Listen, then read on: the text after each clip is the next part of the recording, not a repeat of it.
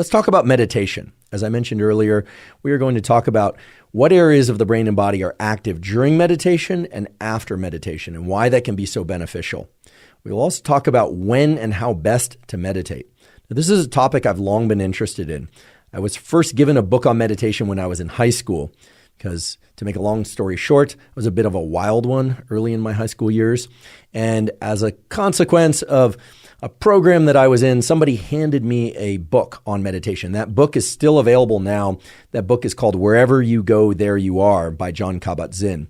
He was one of the first, not the only, but one of the first people to really start popularizing meditation, mindfulness practices in the United States.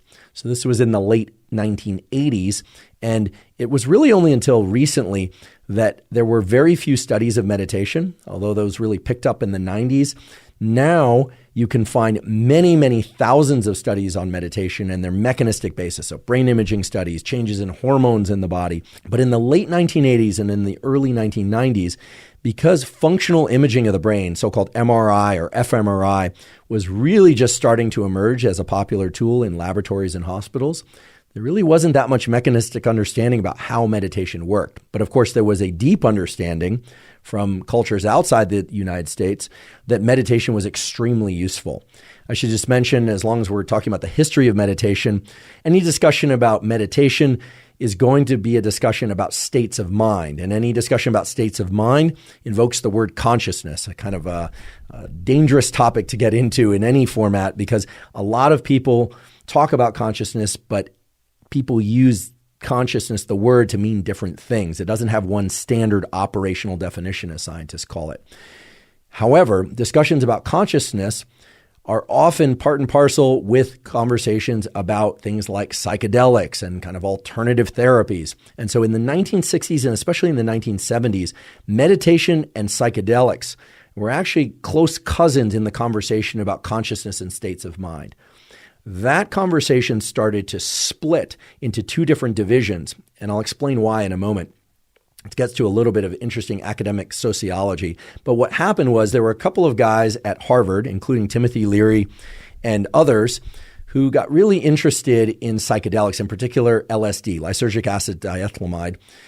And at that time, that was part of the whole counterculture movement. It was considered very anti-establishment, and they were really encouraging students at Harvard to take LSD. They were also very interested in meditation, but what ended up happening is they essentially got kicked out or fired from Harvard. And there's a book that I'll refer you to in the show note captions if you're interested in learning more about all this. But they got kicked out and fired for their emphasis on psychedelics. Now, nowadays, there's a lot of interest in psychedelics. We've had episodes with Dr. Matthew Johnson from Johns Hopkins University, who's running clinical trials on psychedelics like psilocybin and LSD for the treatment of depression and PTSD. We've also had Dr. Nolan Williams on the podcast, my colleague at Stanford, who's doing incredible studies on some of those compounds as well. So nowadays, the conversation about psychedelics is coming back, and it's somewhat divorced from the conversation about meditation. But in the 1960s and 1970s, the conversation about psychedelics and meditation was sort of one and the same. That changed in the late 1980s and early 1990s when people like Jon Kabat-Zinn started writing books that were purely about meditation and suggesting that people explore meditative practices for the utility to bring calmness, adjust stress, improve sleep, etc., divorced from the conversation about psychedelics.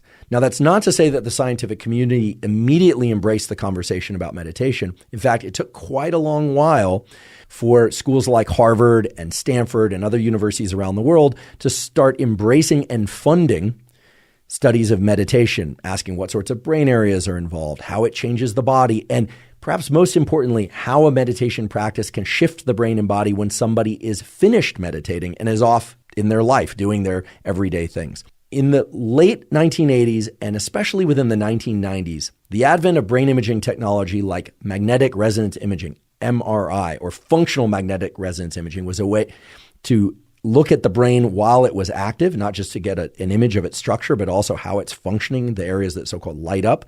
When all of that technology became accessible and popular, well, that allowed a large number of laboratories to start asking how specific patterns of thinking and breathing, maybe people sitting in the lotus position, but more often than that, it would be people inside of an MRI magnet, because it is a magnet, so it would put you into a little tube and push you into the tube not against your will, of course, but put people into the tube, have them meditate, and then look at how the brain changed, and to do that over time. When those studies were done, what was discovered was really quite miraculous, really. And now we don't think of it as surprising, but what was discovered was a huge laundry list of brain changes. And then when people were evaluated in their outside life, so when they would fill out reports of their subjective feelings of happiness, or they would report their sleep, or even if objective measures were taken, like changes in hormones or markers of inflammation, et cetera, a large list of information fell out of that, which revealed that indeed there are many, a dozen or more, clear benefits of a regular meditation practice. And some of those meditation practices could be quite short. So nowadays, we think of meditation as pretty commonly accepted. And in fact, that has a lot to do with the fact that many of the major tech companies in the Bay Area during the 2000s, such as Google and Apple and any number of different social media companies and other companies and business ventures, et cetera, and investment firms all over the world, started hiring people to train meditation or had online courses for meditation. So nowadays we think of meditation as this thing that almost everybody understands can benefit us. But we now sit at an interesting frontier where most people think of meditation as one thing, sort of like the word exercise, which of course could mean weight training, it could mean running, it could mean high intensity interval training, all of which, as you know, will get you different results depending on what you do, how often you do it, and the specifics of what you actually do.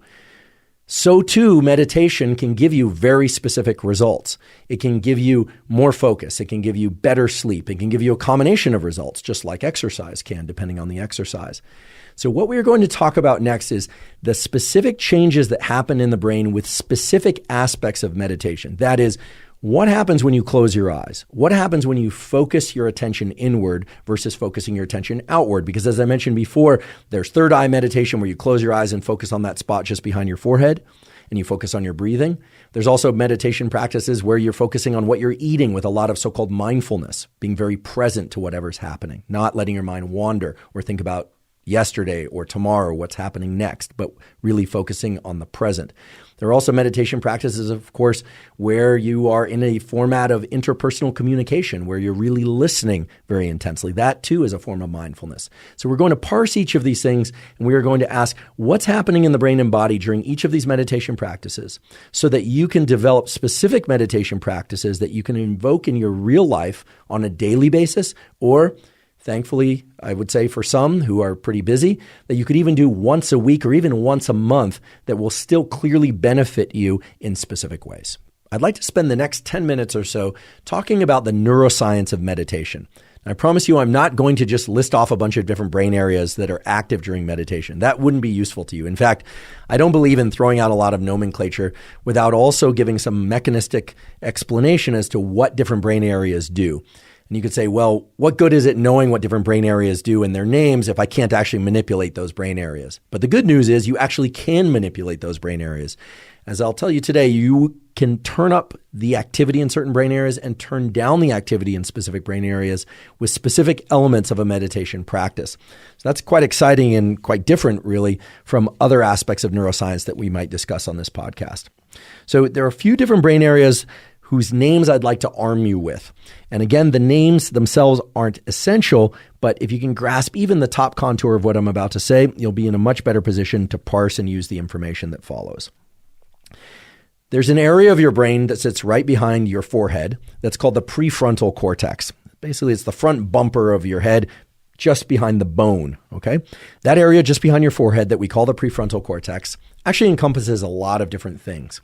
And actually, you have two of them. You have one on the right side of your brain and you have one on the left side of your brain. And they're connected to one another, but they actually do different things. The area that I'd like to focus on today for a bit is the so-called left prefrontal cortex. Or if we were going to get really specific, we'd say the left dorsolateral prefrontal cortex. Dorsal means up, lateral means to the side. So if you want to touch the left side of your head and move your hand just toward the midline, toward the sort of top of your head a little bit, so that's dorsal. And then lateral, as long as your hand is still on the side of your head, you're in the left dorsolateral prefrontal cortex. Okay, so you've got your hand probably right over your left dorsolateral prefrontal cortex. That area of the brain we know from lesion studies where it's been damaged in animals or humans, and we know from stimulation studies where it's been selectively stimulated in animals or yes, indeed, also it's been done in humans, has an incredible ability to control your bodily senses and to make sense, that is, to interpret what's going on in terms of your emotions and your bodily sensations. So from now on, unless I say otherwise, if I say prefrontal cortex, I'm specifically referring to the left dorsolateral prefrontal cortex, but I'm going to shorten that up just for sake of simplicity and ease of communication. If I'm going to talk about another area of prefrontal cortex, I'll talk about another area. But if I say prefrontal cortex today, what I mean is left dorsolateral prefrontal cortex. Stimulation of left dorsolateral prefrontal cortex, or I should say more appropriately, when your left dorsolateral prefrontal cortex is active, you are in a great position to interpret what's going on with you emotionally, to interpret your bodily signals of comfort or discomfort, and then to make really good decisions on the basis of that interpretation. And that's because the left dorsolateral prefrontal cortex is in direct communication with and is directly connected to another brain area called the anterior cingulate cortex, or ACC. Now, I'm just going to refer to it as the ACC, okay? The ACC is an area of your brain that is interpreting a lot of different things about bodily signals. For instance, how fast you're breathing, whether or not your heart is beating quickly or slowly, and more importantly, whether or not your heart is beating quickly or slowly for the circumstance that you are in. So for instance, if you're running up a hill and you're even in great shape and your heart is beating very fast, it's unlikely that you are going to be concerned about your heart beating fast because that is appropriate for the circumstance.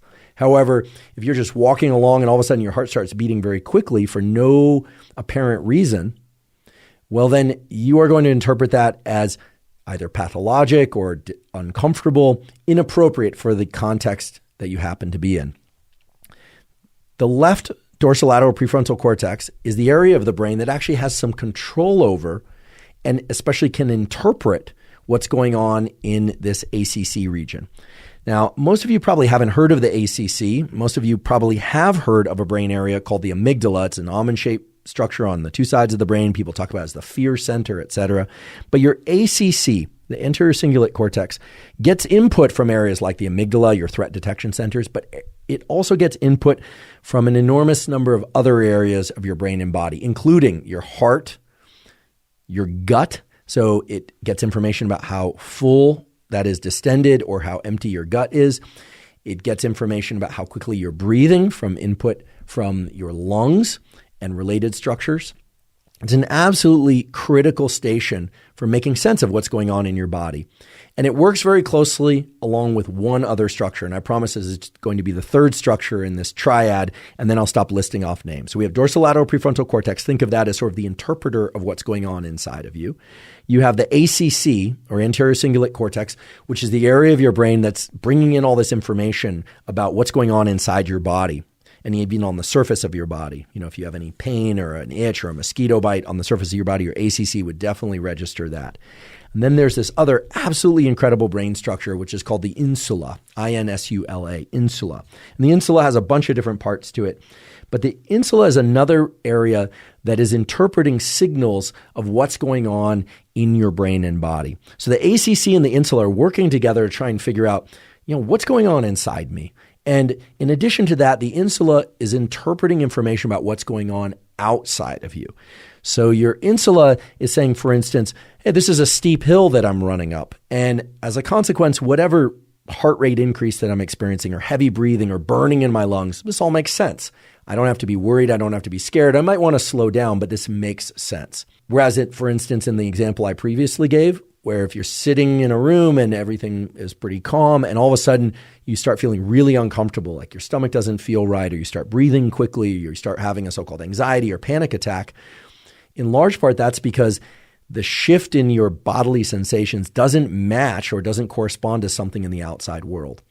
So there's this incredible triad which includes the left dorsolateral prefrontal cortex, the cingulate or anterior cingulate cortex, and the insula. And those three are working together in a kind of conversation. It's a neural conversation, but a conversation nonetheless, trying to figure out, okay, what's going on inside me? How do I feel? What am I thinking about? And this could be thoughts about the past or the future or the present. They are also in a conversation as to whether or not the sensations that you're experiencing, meaning how quick your breathing is or how slow your breathing is, how your heart feels, how your skin feels, any sensations of pain or pleasure for that matter, whether or not that makes sense for the situation you're in, and trying to determine whether or not you are doing the right things as a consequence of those sensations. Okay, so again, if you can't remember the names of these different neural structures in the brain, don't worry about it. It's really not that critical. What is critical is that you understand that there's a conversation that's constantly occurring as long as you are awake, trying to figure out what's going on inside of you and whether or not it makes sense relative to what's going on outside and around you. Now, humans are smart. That is, we are, to some extent, conscious of the fact that we have memories of the past, awareness of the present, and anticipation of the future. So we do realize, for instance, that we can be seated at the dinner table, and have a thought about something tomorrow, maybe an exam that's stressing us out or something like that, and that will change our bodily state in a way that is not optimal for what we're doing in the moment, but that can still make sense to us because that exam is important. Maybe we're feeling some pressure about a hard conversation we have to have, or maybe we are very excited about the next day and we can't eat because we're so excited. And that can make perfect sense to us because we do have access to this knowledge about self that we can think about the past, the present, or the future. So that makes the conversation these three structures are in even more interesting and dynamic, because what it means is that we can be doing something, eating, talking, running, any number of different activities, and our bodily state may or may not match what we are doing in a way that's adaptive for that, and yet that can be completely okay or at least understandable for us. Now, a major emphasis of a meditation practice is to make us so-called more mindful. What is mindfulness? Well, again, there isn't one perfect, universally accepted operational definition of mindfulness. That's basically nerd speak for saying people can't agree exactly what mindfulness should be, is, and means for everyone. But most people assume, and I think agree, that mindfulness includes something about being present. And when I say present, that doesn't necessarily mean present to one's surroundings, because of course a lot of meditation practices that are designed to make us more mindful and present are designed to make us more mindful and present to what's happening internally while ignoring everything that's happening externally. But they are designed to make us more present to our bodily sensations, and in particular our breathing and our thoughts in the moment. So let's now explore what a generic meditation practice looks like, and let's evaluate how that tends to change the activity of these neural circuits in the brain and body. And then from there, we can split the conversation into a couple of different bins. That is, meditation practices that are ideal for enhancing focus, meditation practices that are ideal for improving mood, meditation practices that are ideal for improving sleep, and meditation practices that, believe it or not, benefit all of those things in one fell swoop. Okay, so what happens during a meditation practice at the neural level? In order to answer that question, we are going to be scientists. That means you and I are going to be scientists now. We are going to break down a practice into its different component parts and address what we know for sure about the brain activation states that occur with those different component parts. In order to do that, let's use a somewhat generic form of meditation, but it's generic and pretty far-reaching, because I would say that for most people, about 75%, let's say, a meditation practice is going to involve stopping, meaning getting out of motion, sitting or lying down, and in most cases, closing one's eyes, although it is absolutely not required to close one's eyes during meditation. There are many forms of meditation that are done eyes open. But for most people, it's going to involve stopping our movement, that is not ambulating, not walking or running, so seated or lying down with eyes closed. When we do that, meaning when we sit or lie down and close our eyes, as trivial as that shift might sound to you, it actually is a profound shift in the way that your brain and other neural circuits in your body function, for the following reason. When we close our eyes, we shut down a major avenue of what's called exteroception. What do I mean by exteroception? Well, very briefly, we are sensing things on our body and in our body all the time. We are also sensing things from outside of us all the time. So these could be sights or sounds, touch on our body, sensations with inside our body, etc. Now, sensation is distinct from what we call perception. Perception is, put simply, the sensations that we happen to be paying attention to. So at any given moment, you are sensing many, many things. There are sound waves hitting your ears. There are pressure receptors on the bottoms of your feet sensing your shoes or your sandals or the floor, etc. But you're not perceiving them until you place your attention on them. Now, the way perception works is that you have so-called spotlights of attention. You can't perceive everything all at once. Every sound, every sight, every touch. That would be overwhelming. In fact, that would be terrible. Rather, you have spotlights of perception that can either be very narrow. So for instance, you could focus all of your perception right now on your big toe of your right foot and really pour all of your awareness, your attention, into what you're perceiving there, what it feels like, if there's tingling or pressure, heat or cold, etc. Or you can broaden that spotlight to include both feet or all your toes on both feet, and then your legs and your whole body or the entire room.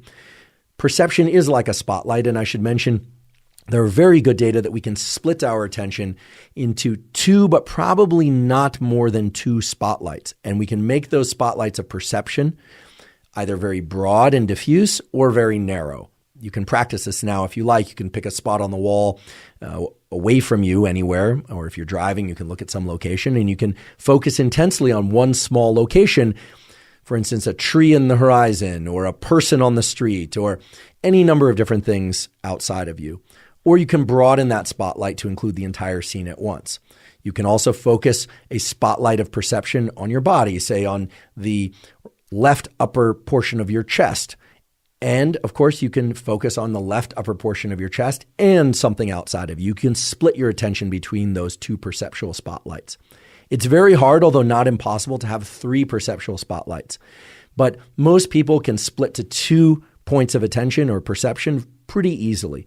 The other thing that most people can do pretty easily is merge those two spotlights, or rather to have just one spotlight of attention. So you don't always have to have two spotlights of attention on. And here I'm using the word attention and perception interchangeably. But you could, for instance, have 2 points of attention. So you're talking to somebody and you're paying attention to whether or not somebody's walking in the door or not. So that's 2. Or you could be completely focused on the person you're talking to. Or you could be completely focused on the stomach ache or the great sensation of hunger that you have in your belly while talking to somebody. In fact, you're not even listening to what they're saying at all. Okay, so you have 2 spotlights of perception. You can split them or merge them into one. And this is very important. Those spotlights of perception can intensify or dim. And there I'm using analogy. What I mean by that is your perception of what's happening within those spotlights can be very, very high acuity. That is, you can register very fine changes in detail, like tingling on one side of your big toe of your right foot versus the other.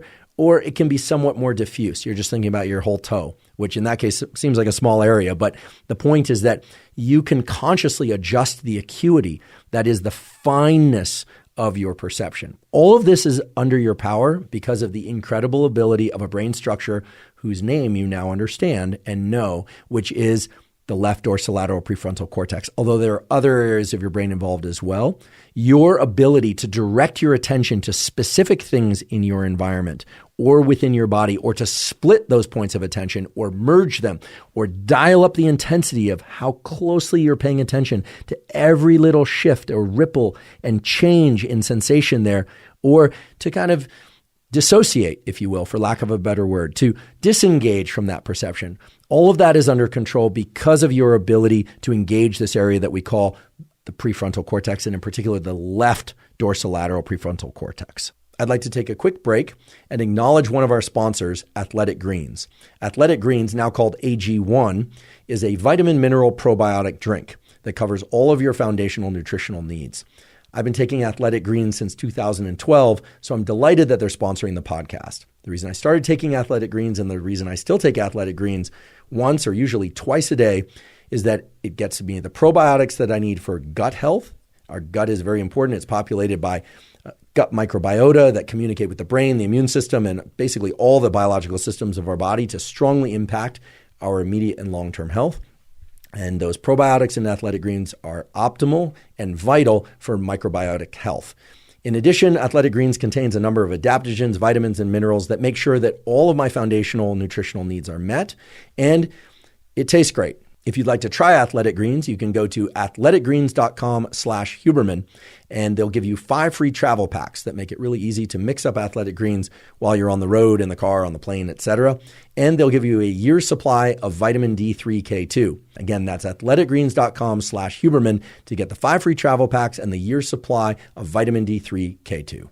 Okay, so now if we look at the example of what happens when you sit or lie down and close your eyes and decide to meditate, you should immediately realize that that's a tremendous shift in your perceptual ability. Why? Because that spotlight of attention, while it can be oriented toward, for instance, what you hear in the room, or maybe the feeling of wind moving trees in the environment that you happen to be in, when we close our eyes, we shut down one of the major avenues for sensory input, which is vision.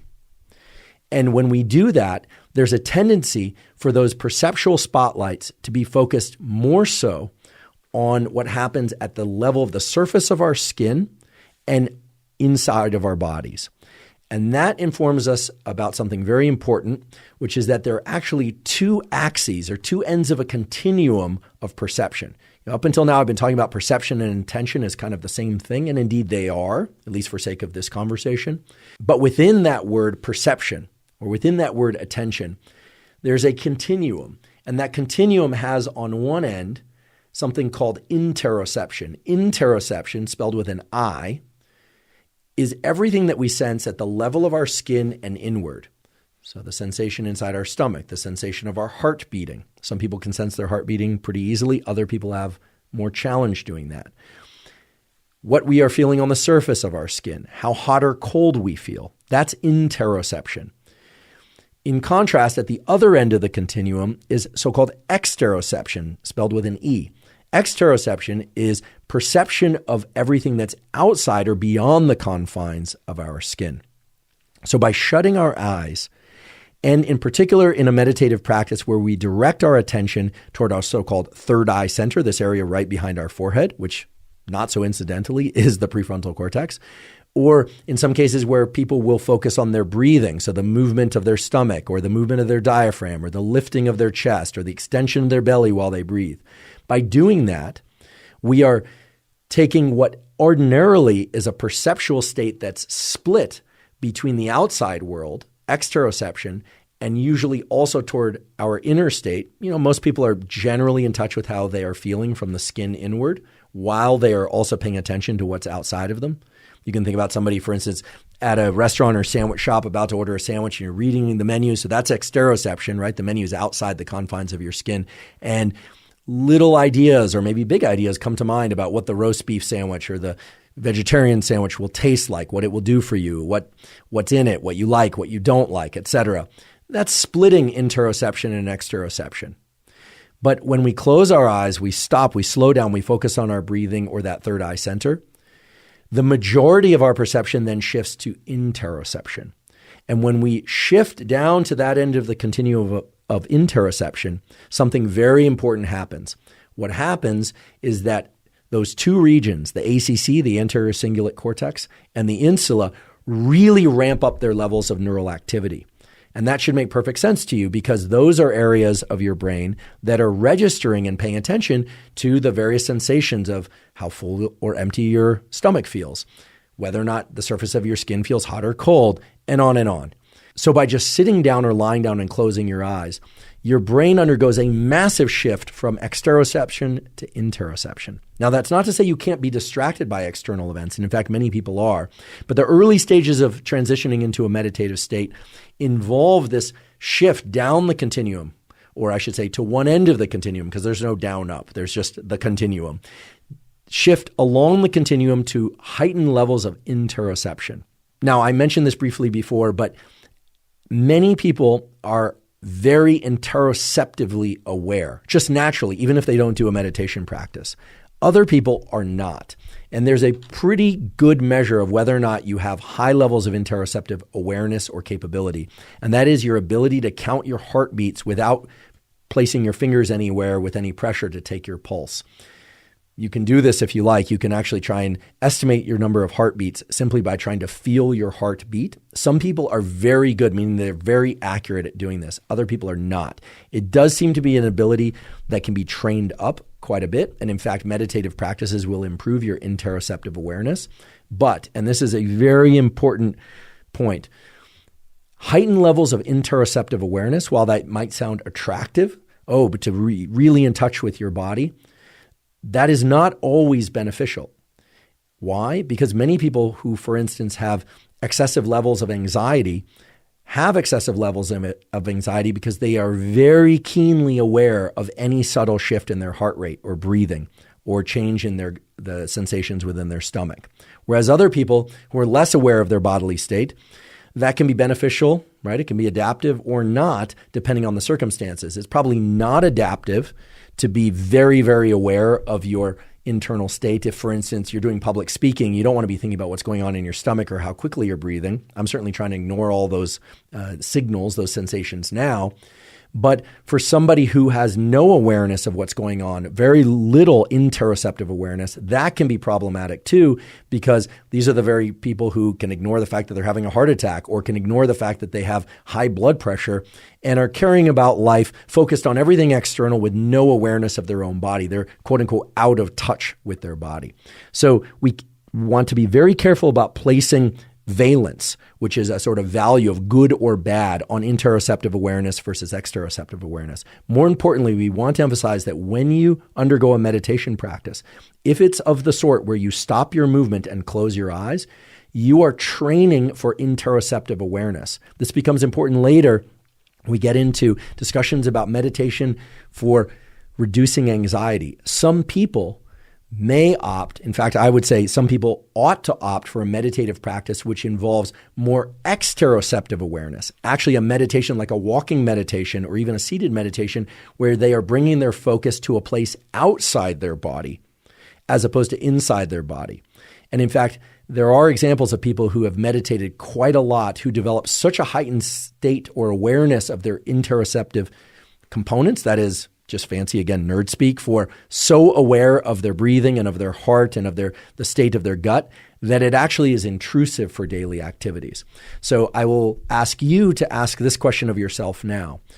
Are you somebody who tends to be very in touch with your bodily sensations? So for instance, from the skin inwards, or are you somebody who tends to be less in touch with or aware of your interoceptive state? There is no right or wrong answer. You don't get an A or an F or a D or a C depending on your answer. It's just a good question for each and every one of us to answer. And I think most people will answer that it depends. It depends on whether or not you are in a social setting or whether or not you're alone. But we are going to return to that answer. So keep it in mind because it will become very beneficial in building an optimal meditation practice for you. But for now, just know there's this continuum of perception, interoception and exteroception. Closing your eyes increases interoception. Opening your eyes dramatically increases exteroception, just automatically because so much of your brain, in fact, 40% or more is dedicated to vision. And this, I should say, for those of you that are low vision or no vision, and those of you that are blind or have poor vision, this entire process is translated to the auditory, to the sound domain.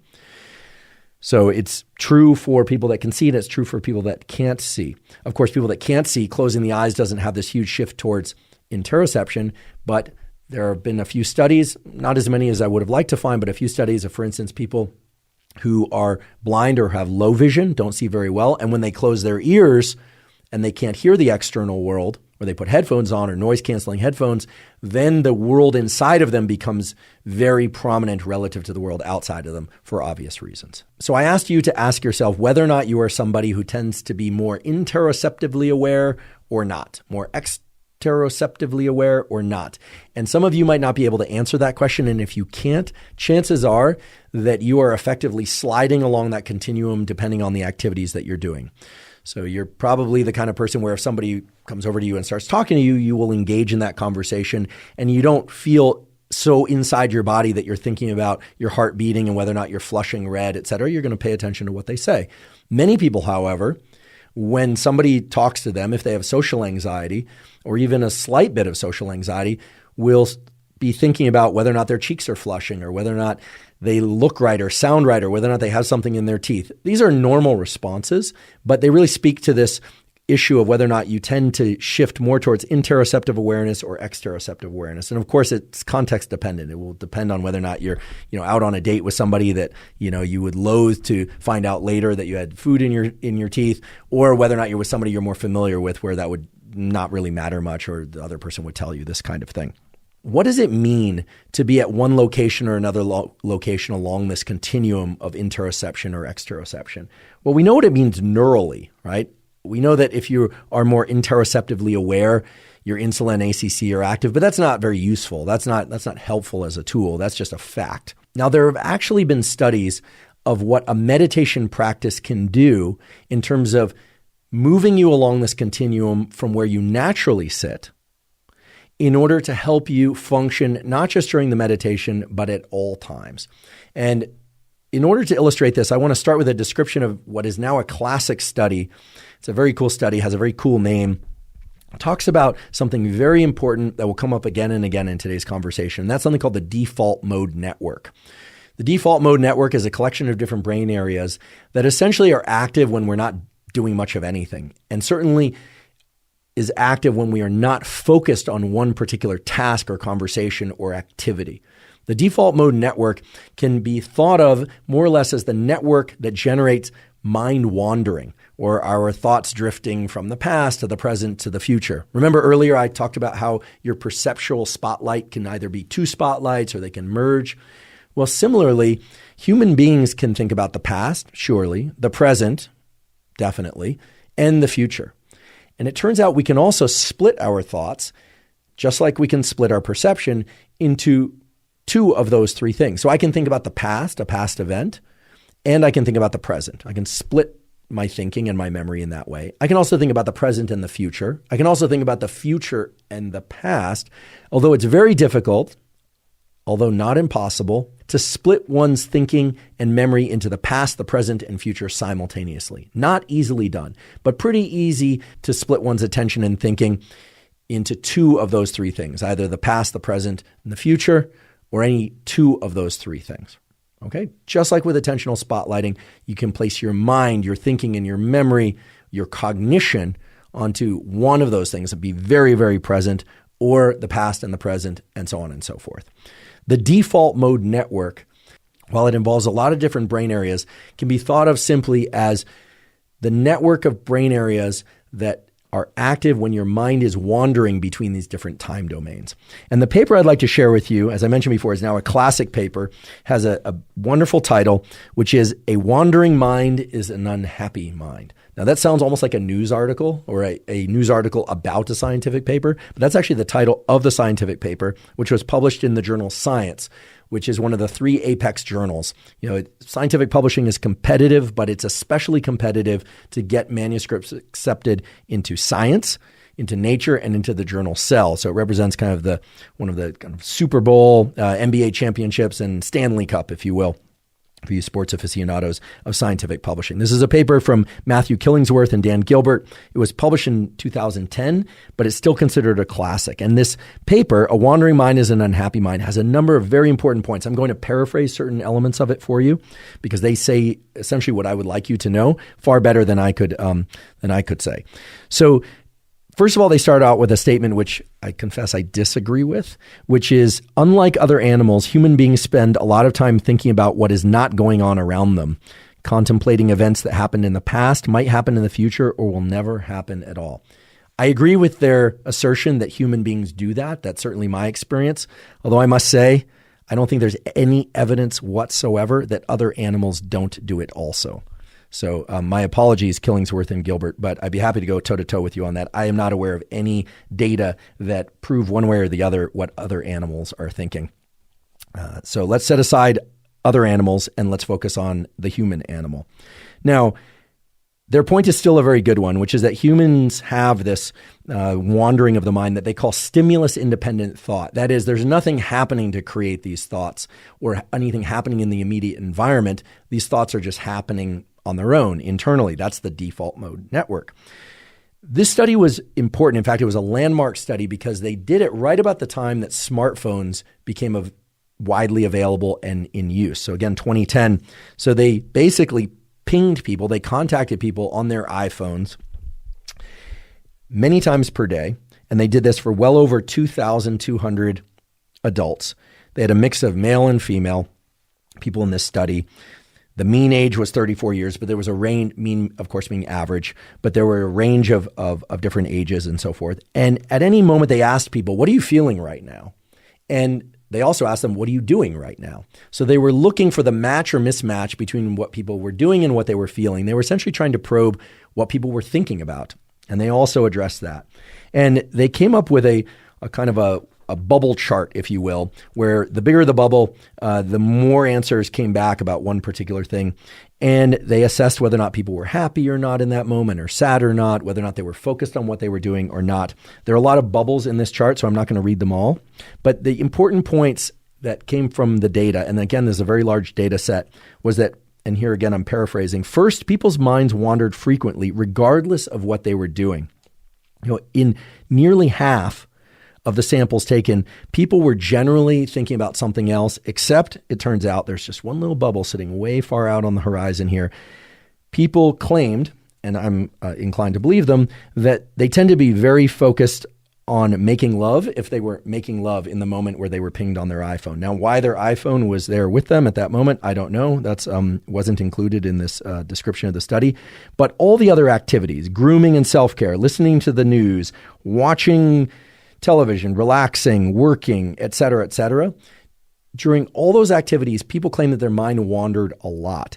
And then they also assessed, of course, their mood and how those people felt at any given moment, depending on what they were doing and how well their mind and their emotions matched what they were doing. And what they say here is, second, they revealed that people were less happy when their minds were wandering than when they were not. And this was true during all activities. And then third, what people were thinking at a given moment was far better a predictor of their happiness than what they were doing. So this is interesting, and I think matches a lot of people's experience. In fact, I think as you hear about this study, many of you will probably just say, well, duh. I mean, if you're working and you don't like your work and you're thinking about something bad that happened, well, then of course you're not going to be happy. But the key point of this study is that it did not necessarily have to be the case that people were thinking about something unpleasant. In fact, if people were working and they were thinking about something else that was pleasant, that also made them feel unhappy. In other words, the mismatch between being in an activity and having our mind elsewhere led people to report themselves as feeling more unhappy in that moment. And when you total this up, what you find is that people are often not present to what they are doing, and that is a great source of unhappiness, even if their thoughts are those of happy, joyful thoughts. So this is interesting, and I think runs counter to what most of us have heard or have been taught, which is, think good thoughts, try and suppress bad thoughts, have a good internal landscape, create a good narrative. That is all true. But equally, if not more important, is to have the ability to be fully engaged in what you are doing at a given moment. That is the strongest predictor of being happy. And there were several other studies that followed up on this, but their conclusion that they put in the final short paragraph of this paper, I think really captures it beautifully. They say, and here I'm quoting directly, in conclusion, a human mind is a wandering mind, and a wandering mind is an unhappy mind. The ability to think about what is not happening in a moment, I added the in a moment part, is a cognitive achievement that comes at an emotional cost. So I know I'm not alone in believing that this paper, A Wandering Mind is an Unhappy Mind, and we will provide a link to this paper in the show note captions, is absolutely key in understanding why a meditation practice is so important. Because a meditation practice is really about adjusting your place along that interoceptive, exteroceptive continuum to what you happen to be experiencing in that moment. And while most people think of a meditative practice as focusing on what's going on internally with your eyes closed, third eye center, focusing on your breathing, etc., for any number of minutes or maybe even an hour or longer, there are other forms of meditation in which your exteroception dominates, in which you are actively focusing on things outside or beyond the confines of your skin and internal landscape. And that too is meditation. And if we are to take the work of Killingsworth and Gilbert, this a wandering mind is an unhappy mind, seriously, and I know a number of other laboratories have and have supported this research with their findings again and again and again, what this means is that meditating is not necessarily a practice that we do divorced from the rest of life. Meditation and mindfulness in particular, being present to what we are doing in a given moment, is one of the essential keys to happiness and improved mood, even if what we are doing is unpleasant. So that brings us to a tool, and it's a tool that any and all of us can use, whether or not you tend to be interoceptively dominant, right? That you tend to pay more attention to your bodily sensations, or exteroceptively dominant. And again, if you don't know the answer to that question, there's a simple test that you can do. You can just sit down or lie down, close your eyes, and you can ask yourself or assess whether or not your attention tends to fleet to things outside of you, right? Cars honking or going by, people in the room, or whether or not you tend to be able to focus on your internal landscape to the exclusion of exteroception and attention to things outside the confines of your skin easily. Now, of course, this will depend on context and situation, even how well rested you are, et cetera, but that's exactly the point. This is the sort of thing you want to do every time you decide to do a meditation practice. In fact, I would suggest that you use this to determine what meditation you do at any given moment. So let's say you are somebody who is a regular meditator, or let's say you're somebody who's never meditated and you'd like to develop a meditation practice. I suggest that you do a test of whether or not you are more interoceptively dominant or exteroceptively dominant in that moment. Okay? This is not a personality trait. This is a question about where you happen to be in a moment. So let's say you're on a plane or you're in the car. If you're in the car, please don't close your eyes while driving. That's sort of obvious, but do this in a safe way, please. But stop, close your eyes, and assess whether or not you can access and focus your attention primarily on your internal state, or whether or not your attention and perception gets pulled to something external, to exteroception. And again, that will vary depending on circumstance and who you are. Then I suggest opening your eyes and trying to focus your attention to something external to you, and seeing or evaluating the extent to which you can divorce your perception from sensations that occur at the level of your skin or internally. Now, I should say that there's no technology, at least not that I'm aware of, absence of fMRI machine, in which case you are inside an fMRI machine while you do this. But unless you are in that experiment, and most of us aren't, there's no technology that can tell you, for instance, whether or not you are interoceptively dominant or exteroceptively dominant, and whether or not the ratio is 75 to 25 or what have you at any given moment. You have to assess this subjectively.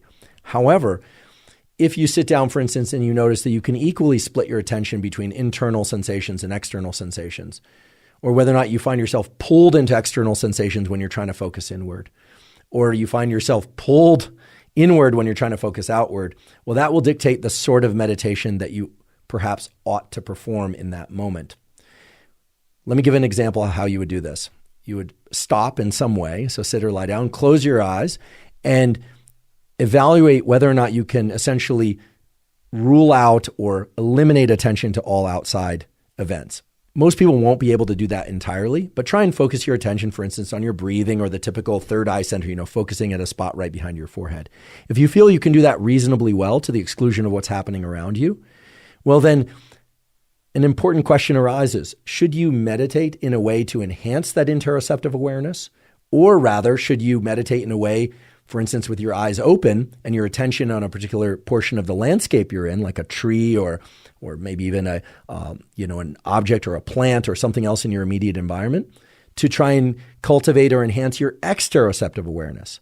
That's up to you, but my bias would be one in which you work against your default state. Again, the default mode network is where you land on this interoceptive-exteroceptive continuum is going to lead to more mind wandering. Whereas when you encourage, or we could even say force yourself a little bit to anchor your attention to either inside your body or outside your body, and you make that decision according to what you are doing less easily, well, then you are actively training up the neural circuits. You are engaging so-called neuroplasticity, the brain's ability to change in response to experience.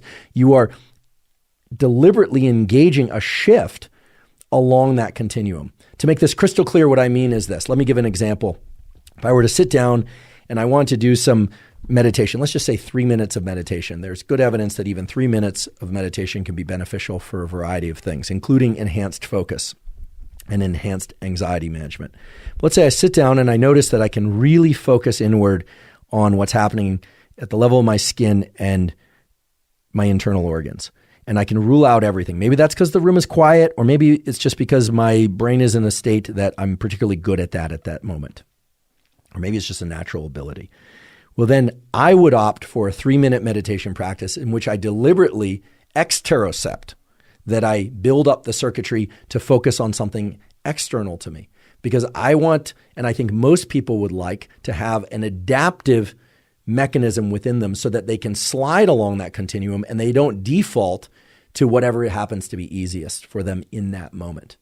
Now, if I were to sit down and try and focus on what's going on internally and I kept getting distracted by things happening outside of me, opening my eyes or feeling like I need to reach for my phone or paying attention to the sounds in the room, well, then I would actively engage a meditation practice, in this case, a 3-minute example, but it could be longer, where I'm deliberately trying to focus my perception on events at the level of the confines of my skin and internally. Why do I say this? Well, I love to use the phrase anytime with kids, when they say, this is really hard or something's challenging, or adults will say, that's really tough. Well, as my graduate advisor used to say, that means you're learning. If something were easy, if you can perform any activity or thought, etc., well, then there is absolutely zero reason for your neural circuits to change. It's the friction, it's the feeling that something is hard that turns on the enormous variety of mechanisms at the level of cells, etc., that allow you to potentially change your neural circuitry. So challenge and discomfort is the signal to your brain and body that something needs to change.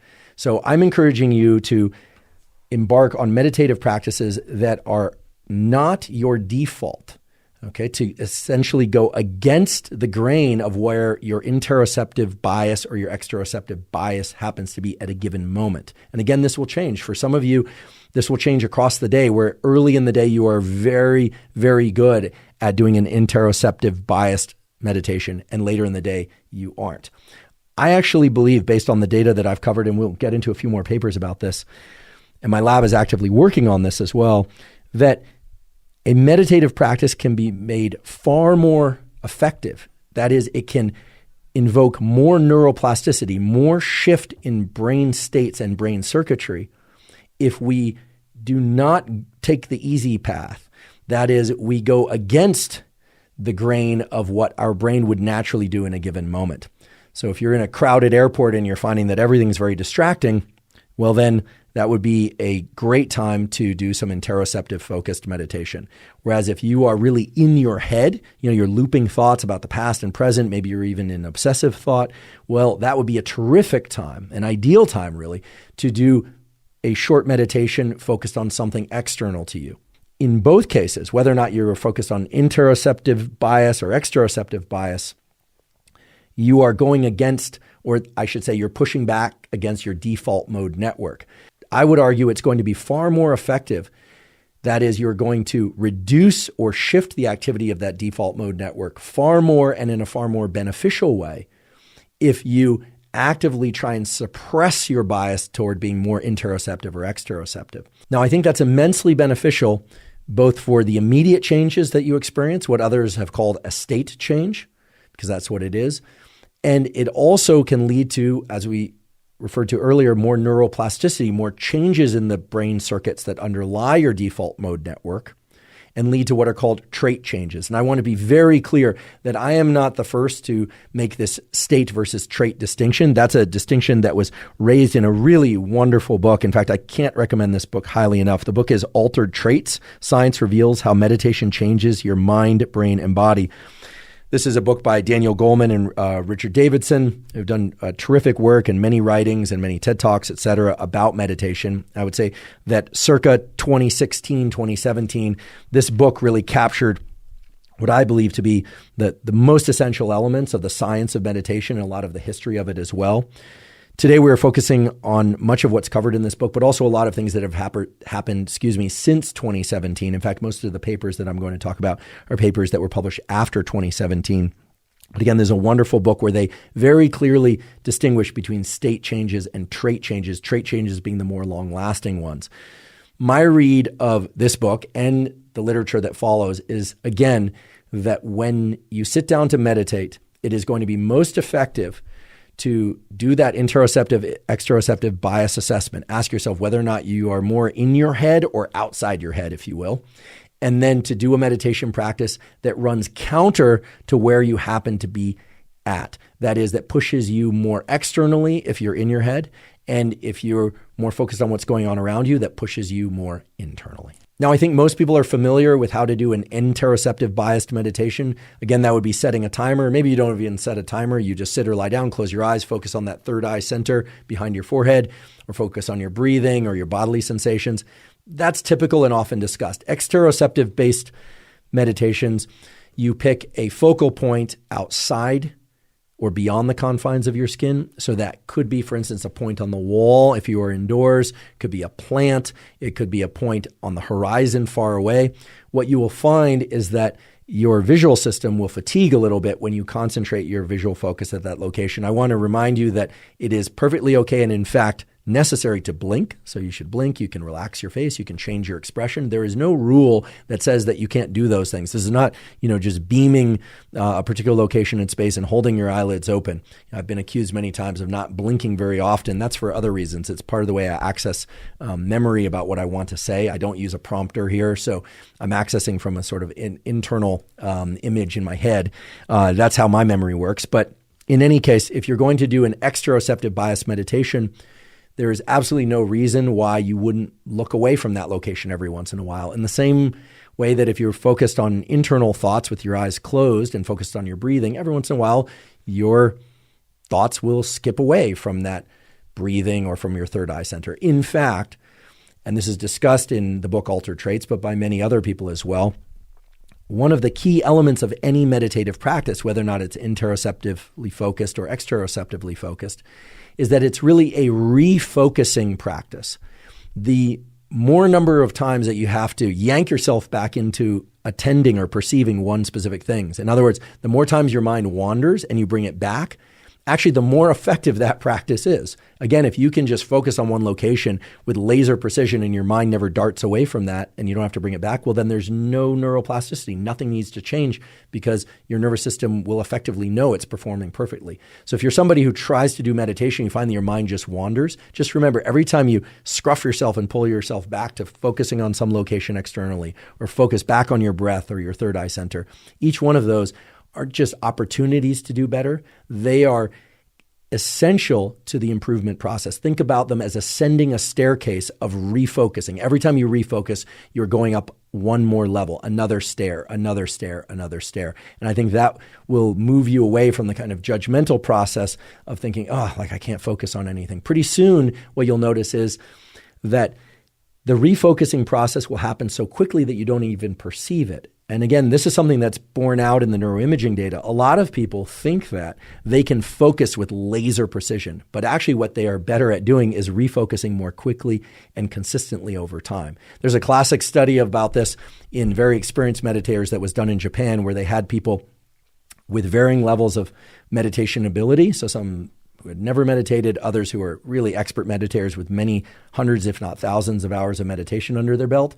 And they had those people listen to 20 tones repeated over and over, the same tone. And they found that the expert meditators could really focus, and they did this by brain imaging, they could really focus on all 20 tones, whereas most people kind of attenuate or what's called habituate to the tone so that by the 10th or 11th tone, their mind is really going to something else.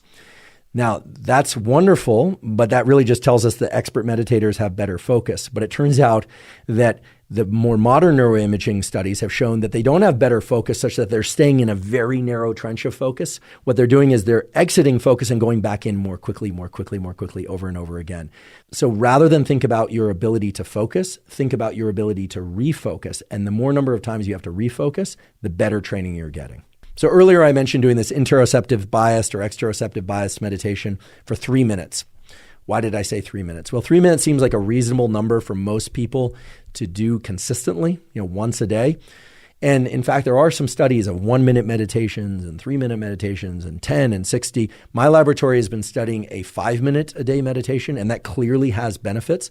But I think it's also clear that by 3 minutes, many of the benefits are starting to arrive. And so while I'm not pointing to any one particular data point here, it's very clear that forcing oneself to direct one's perception, that is your attention, to your internal state or to something external to you, is immensely beneficial if you do it consistently, and is, again, especially beneficial if you're focusing your attention on the portion of your experience, either internal or external to you, that is not the one that you would default to in that moment. And some people have taken this to the extreme to say that, you can even just move about your day and then every once in a while just do a one breath meditation.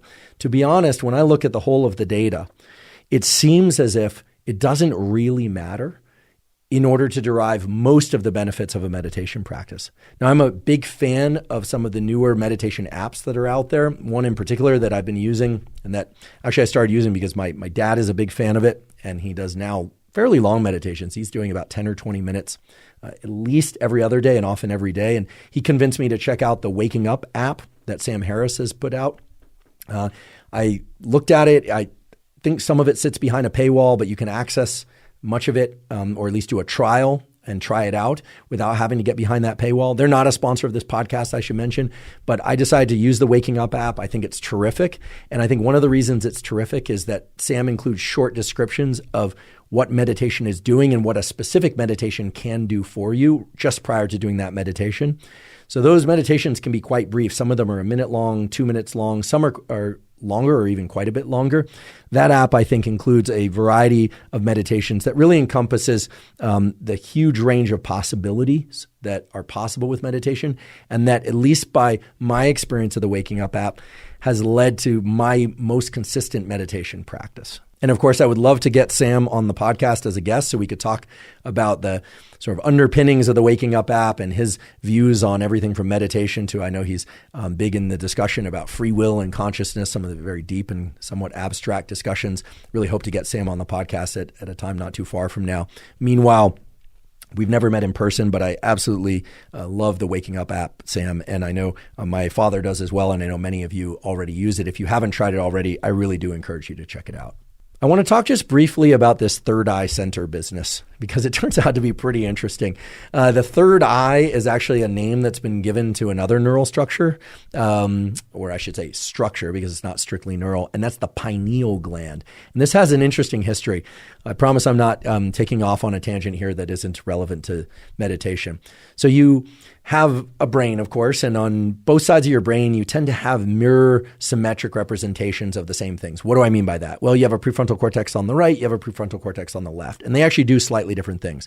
Language is sometimes lateralized to one side, but in general, for every structure that you have on one side of the brain, you have the same structure on the opposite side of the brain.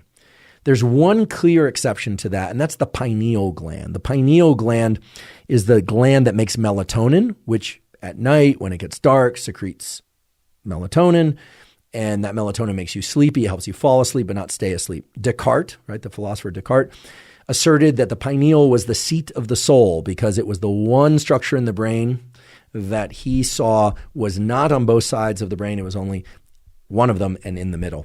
Now, I don't know if it's the seat of the soul or not. I'm not in a position to make assessments like that. But what do we know about the pineal? The pineal, as I mentioned, is involved in releasing melatonin. It does a few other things as well. But it is also considered the third eye for a couple of reasons. One is that it responds to light, although in humans, not directly. So in birds and lizards and snakes, they actually either have a thin skull or, believe it or not, two holes in the top of their skull that allow light to go directly in. If you look at the head of a snake, light can go directly into their brain through these holes and activate the pineal to suppress melatonin and control their wakefulness, sleep rhythms. In birds, they don't have holes in their skull, but they have very thin skulls. And believe it or not, light can penetrate the thinness of the skull in many birds, and communicates information about time of day and even time of year. And that's translated into hormonal signals such as melatonin release from the pineal. And so the pineal has been called the third eye because it's a light sensitive organ inside the brain. In humans, the pineal sits deep, deep, deep to the surface, and light cannot get in there. In fact, if light can get into your brain, unless you are part of a specific experiment where that's the intention, or you're having neurosurgery or something of that sort, then you've got serious issues happening. That pineal sits deep, deep, deep near what's called the fourth ventricle, and it absolutely should not see light directly.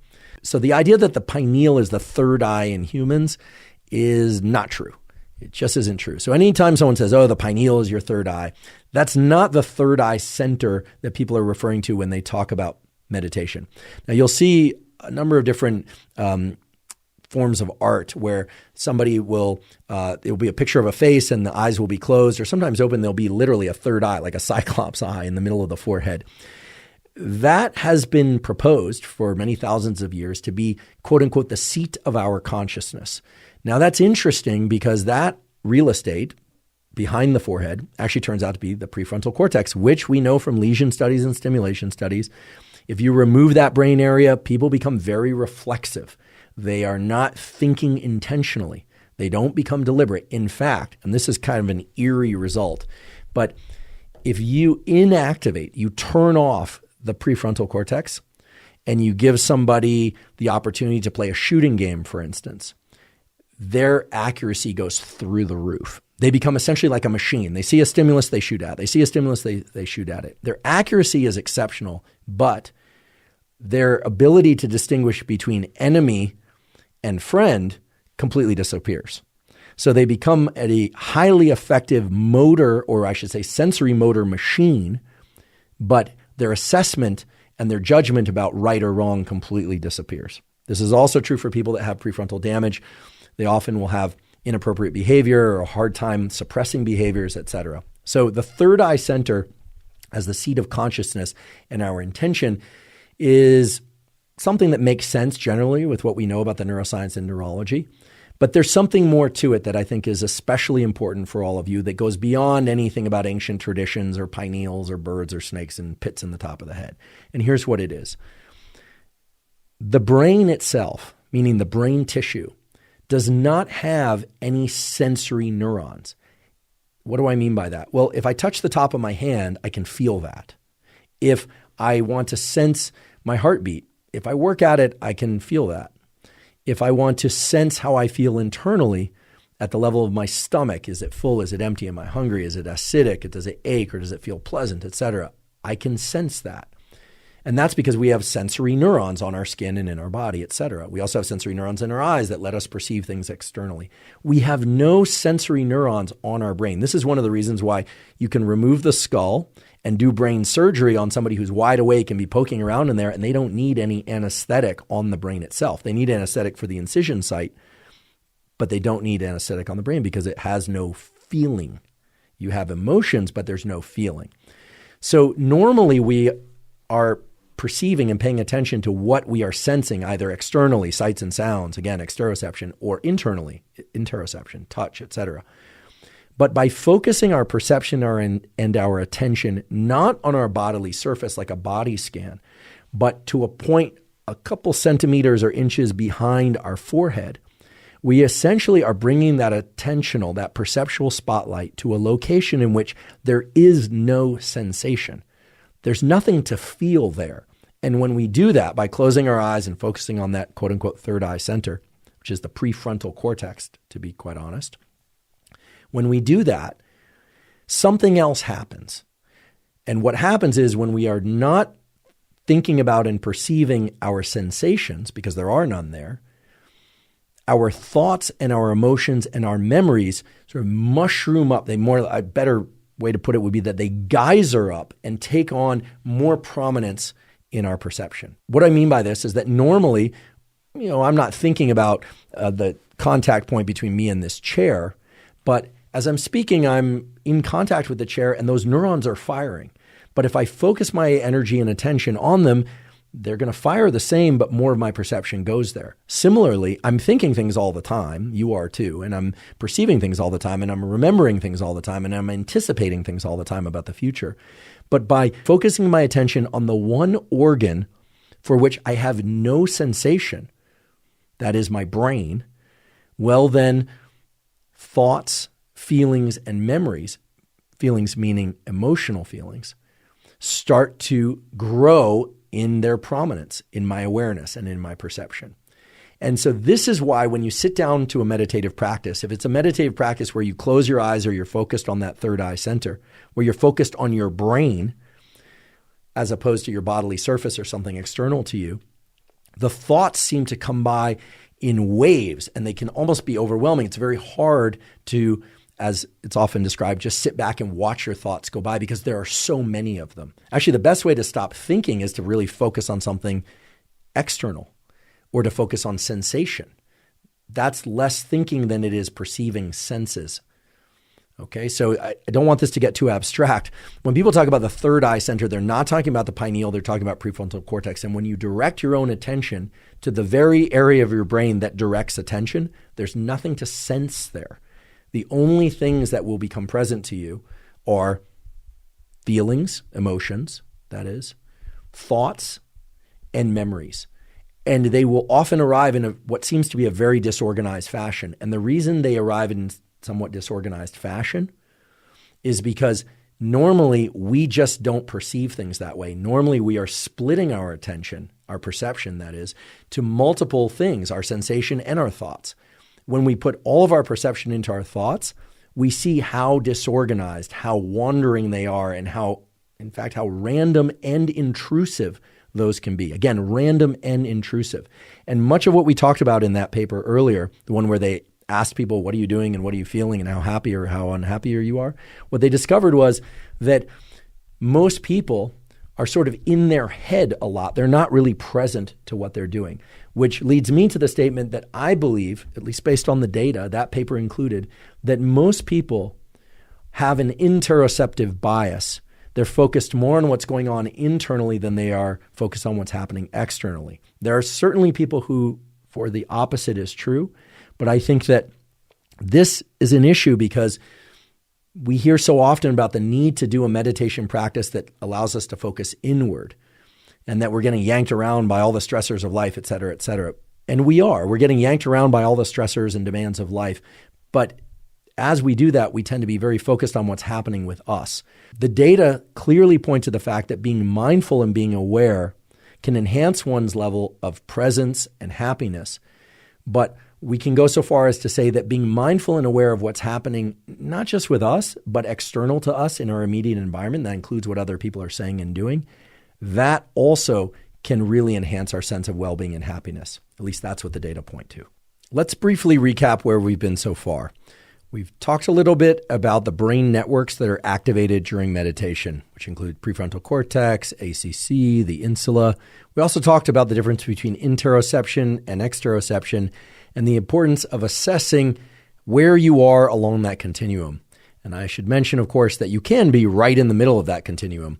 You might sit down to do meditation and find that you are smack dab in the middle of being able to attend to things outside of you, but also attending to things inside of you, in which case I suggest doing a meditation that is either exteroceptive biased or interoceptive biased. But as I mentioned earlier, if you find that you are more, quote unquote, in your head or in your body, well, then focus on an exteroceptive biased meditation to build up that set of circuits. Whereas if you are more exteroceptively focused at any given moment, well, then I encourage you to do an interoceptively focused meditation practice. And as I mentioned earlier, there's this issue of how long to do a practice. There are a lot of different data on these, but some of the practices we've covered on this podcast before when we had guests, for instance, highlighted the 13-minute meditation that Dr. Wendy Suzuki from New York University's laboratory has popularized, and they popularized it because they have a wonderful paper that we will provide a link to, which shows that a daily 13-minute meditation, which is of the traditional third eye, interoceptively biased, focus on breathing and focus on that location directly behind one's forehead or both, that meditation done daily for about 8 weeks, maybe shorter, but in that study, 8 weeks, greatly improved mood, improved ability to sleep, improved cognitive ability and focus, memory. A huge number of metrics were looked at very specifically. So that's a terrific one. And you may be asking yourself, do you need to do the full 13 minutes? Could you get away with 5 minutes or 3 minutes? Well, my laboratory has shown benefits in stress reduction, improvement in sleep, etc., with a 5-minute a day meditation. However, in trying to establish how long you should meditate, I would ask yourself a couple of questions. First of all, what is a practice that you can do consistently? And by consistently, that doesn't necessarily mean every day. If you answer the question about consistency honestly, and you find that you can only do one meditation session per week, well, then I would encourage you to go a little bit longer, maybe 10 or 15 minutes, maybe even 30 minutes. Again, understanding that you're going to have to refocus repeatedly throughout that meditation, regardless of whether or not you're focusing on internal perceptions or external perceptions. If, however, you can set aside 5 or 10 or 15 minutes per day, and you can meditate every day, well, then I think you have a little bit more flexibility in terms of how long you meditate. Maybe it's 3 minutes one day, 1 minute the next day, 10 minutes the next, and so on and so forth. Just like with exercise, the key component is consistency. And this is borne out in all the data that's covered in Altered Traits. It's also borne out in all the recent studies that have come out since that book was published. Consistency is key. So ask yourself what you can do consistently, and also don't necessarily burden yourself with always having to do the same amount or duration of meditation. So earlier we decided we were going to parse or fine slice the meditation practice. And indeed, we've been doing that. We've talked about interoceptive versus exteroceptive bias. And we've been talking about where you place your perception or your focus.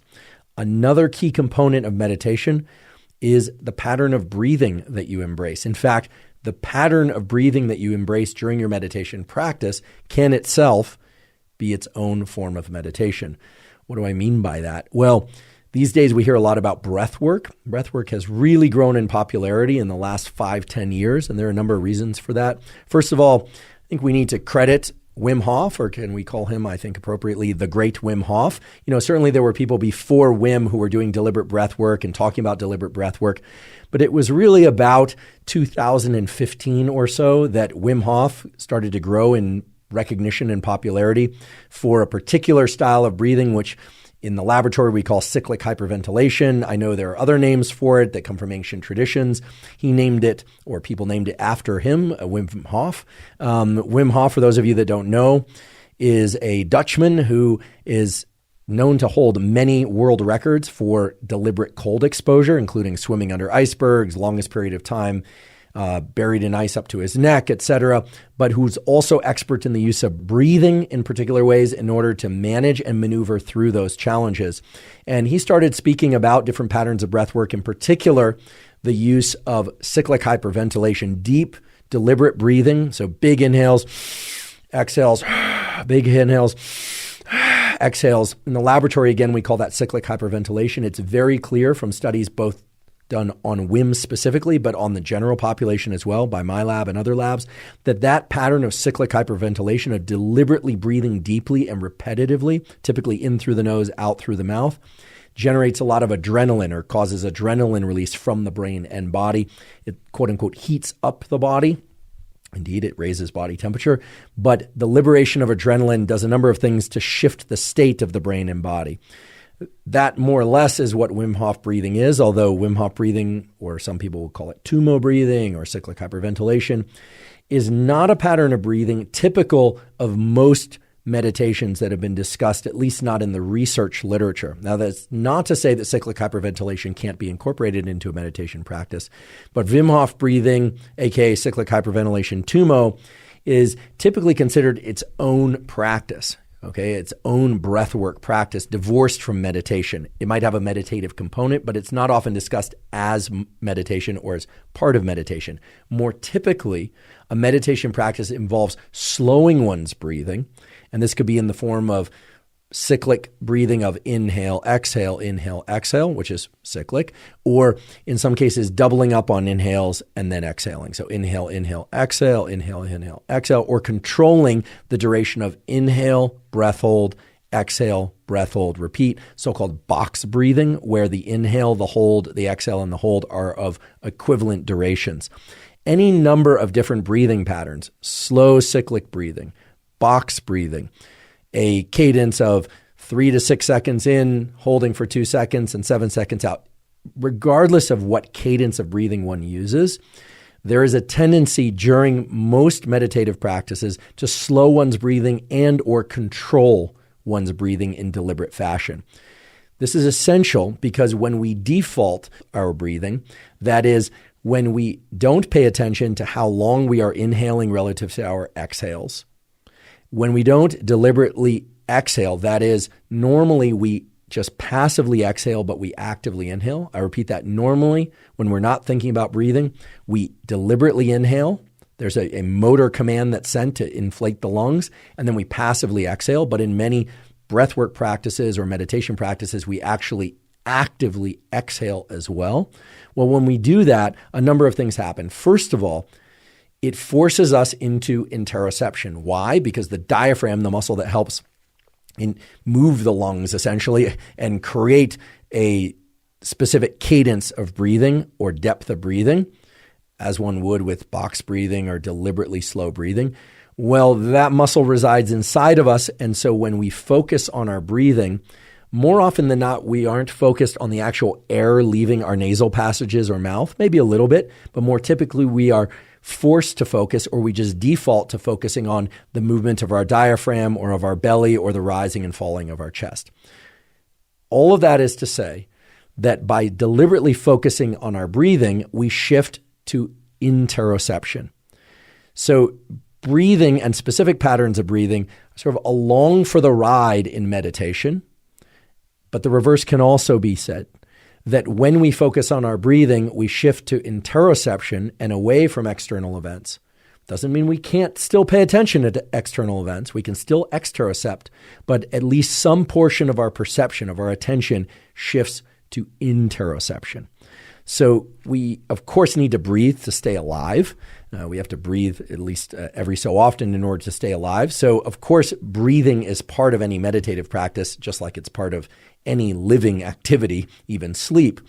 But if the first component of meditation is to direct our perception in a deliberate way, using that prefrontal cortex to a specific location, either on the surface of or within our body or external to our body, or both, but typically one or the other, then we can say that the second element of a meditative practice is the pattern of breathing. And we can ask ourselves, can it and should it be deliberate or not? In other words, do we just default to however we happen to be breathing? Or should it be deliberate? That is, should we be controlling the depth and the cadence? And I do believe that based on what we know about the capacity for specific patterns of breathing to shift our brain state, that controlling one's pattern of breathing during meditation can be enormously useful. And that is true regardless of whether or not one is focusing on interoceptive perceptions within our body or exteroceptive perceptions. So that raises the question, how should we breathe during meditation? Well, there's, again, no simple one-size-fits-all rule there, but there are some general rules of respiration physiology that can help us access and develop a meditation practice that is going to best serve our goals. And since this is not an episode all about respiration, and we will do one, but I simply want to give you the basics of what respiration can do to shift your brain and body state. Before I do that, however, I want to give a very specific instruction, which is when you sit down to meditate, or if you're going to do your meditation walking, that's fine too. I should just say when you are about to begin your meditative practice, you need to ask yourself a question. Do you want to be more relaxed than you are at present? Or do you want to be more alert than you are at present when you exit the meditation practice? Do you want to calm down or do you want to become more alert? Simple question.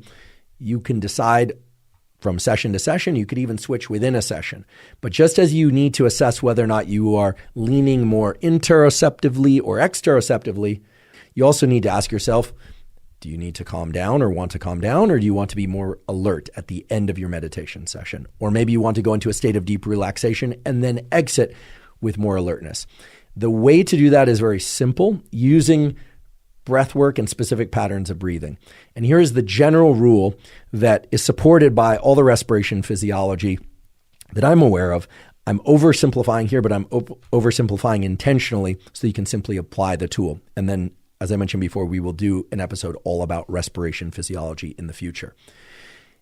Essentially, if your inhales are longer and or more vigorous than your exhales, then you will tend to be more alert, or you'll shift your brain and body towards a state of more alertness. This is simply based on the way that the neural circuits, like the pre-Botzinger nucleus and the parafacial nucleus, that govern respiration physiology and alertness, simply the way they work. They communicate with brain areas that release noradrenaline, norepinephrine, etc.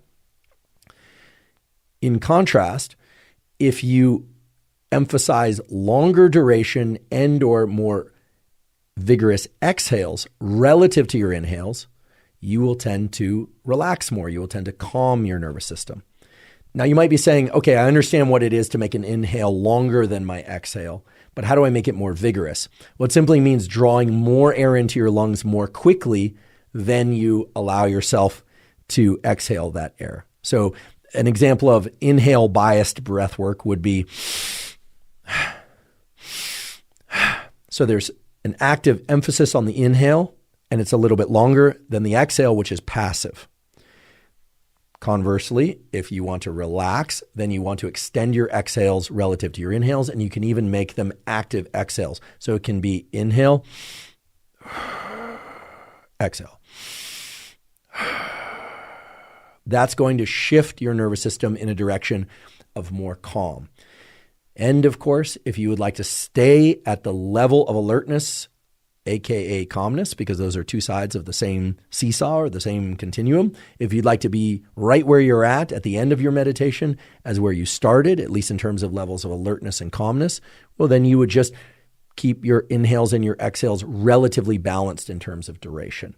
Now, the introduction of things like breath holds with box breathing or Wim Hof breathing, typically it's 25 or 30 deep inhale, exhales, deep inhale, exhales, and then exhale all your air, hold your breath for 15 to 60 seconds, and then repeat, and so on. Sometimes some inhales and holds.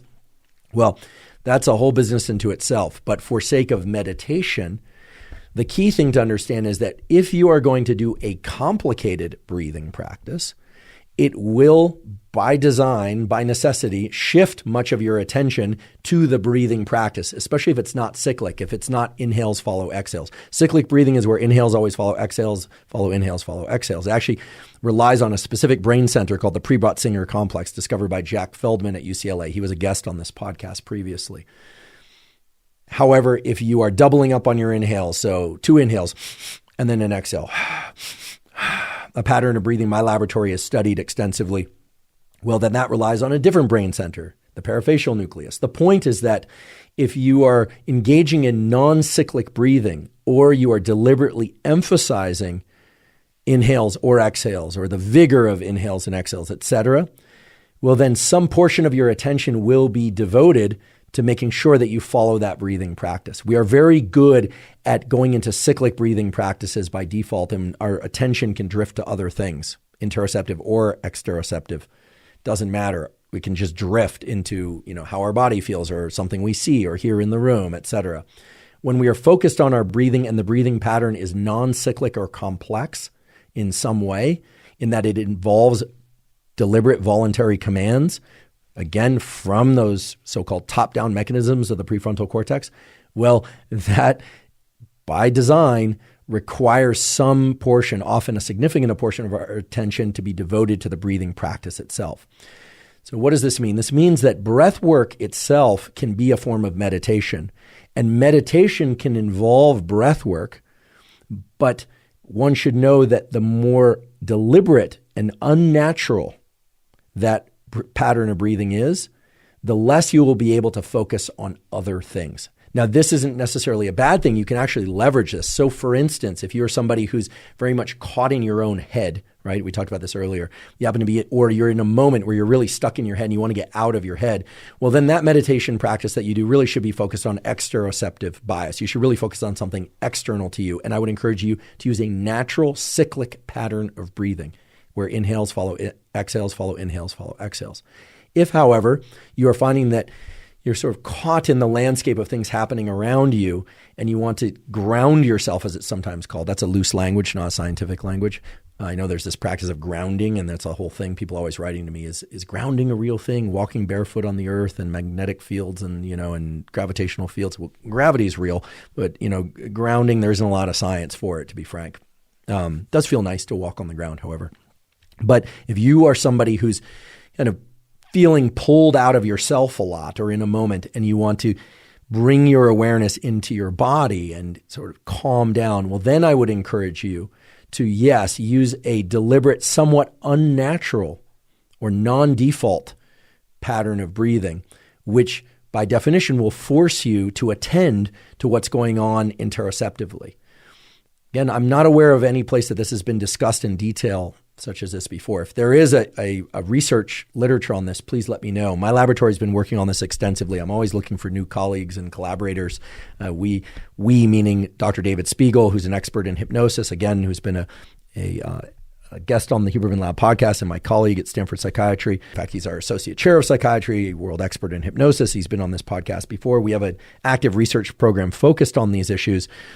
We are very much of the belief that a breathwork practice itself can be meditative. A meditation practice can include breathing, but the more that meditative practice focuses on the breathing itself, the more interoceptive biased it will be.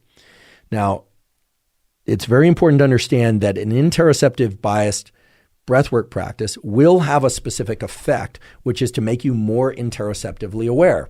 And if you think back to earlier in the episode, for many people, that will be a wonderful thing and something that they are actively seeking or ought to seek, because it can help people gain awareness. For instance, if they're stressed and they're not realizing it till the end of the day, they're just exhausted, more interoceptive awareness throughout the day can be very beneficial.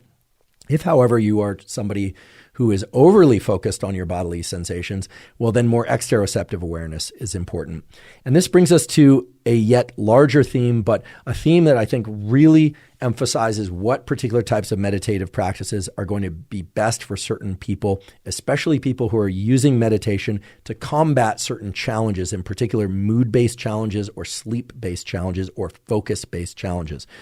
I haven't listed off all the positive benefits of meditation yet in this episode, but they are many, many, many. In fact, there are now tens of thousands of scientific studies showing, for instance, there are known benefits of doing meditation for enhancing sleep. There are known benefits of a regular meditation practice for enhancing focus. There are known benefits of a regular meditation practice for reducing inflammatory cytokines, even improving outcomes in cancer, reducing pain, improving mood, reducing the symptoms of ADHD and clinically diagnosed HD, and on and on and on. And again, rather than focus on all those beautiful studies today, which all basically point to the fact that some meditation practice done regularly, even if it's very brief, has tremendous, even outsized benefits on our health, even relative to some drug treatments. That's been shown. Rather than focus on all that, I've been more focused on what sorts of brain and body changes occur when we do a meditation practice, and perhaps more importantly, what really constitutes a meditation practice. We have this thing about a continuum of perception. We also now are talking about breathing. Well, there's another component that I'd like to raise now, which we could say is the third major component. If the first one that I raised was interoceptive versus exteroceptive bias or continuum, the second being breathing. Is it going to be default or deliberate breathing? Is it going to be natural cadence or unnatural cadence? Again, no right or wrong. It just depends on what your goal is. There's a third component. And this is a component, again, that hasn't really been formalized in the literature, but that Dr. Spiegel and I are working hard to formalize through some research and through an upcoming review that we will provide links to once it's out. And that's a separate continuum, which is the continuum between interoception and dissociation. So now all of you know what interoception is, but most people probably don't know or don't realize what dissociation is. Often we hear about dissociation, sometimes called disassociation. Some people pronounce it dissociation. Guess what? Despite being corrected many times for each of those pronunciations, I checked with my colleagues who are experts in dissociation or disassociation, and guess what? They're the same thing. Tomato, tomato, potato, potato. So I'm going to say dissociation. Some people will say disassociation. association, like I disassociate. Other people say I dissociate. Okay? Both of those refer to essentially the same thing. Dissociation is often talked about in the context of a negative event. And indeed, dissociation is unfortunately, or I should say, is adaptively associated with traumatic events. In particular, violent or sexual trauma, people will report feeling out of body or out of the experience during the experience or during a recollection of the experience. Dissociation has also been described in terms of people who are in a traumatic accident or they see someone killed right in front of them. First responders will talk about dissociating when they arrive on a scene. I don't want to provide, gruesome imagery here because I know people can be pretty sensitive to this, but, showing up on the scene of a car crash and just seeing carnage or incredible damage to bodies or, this sort of thing.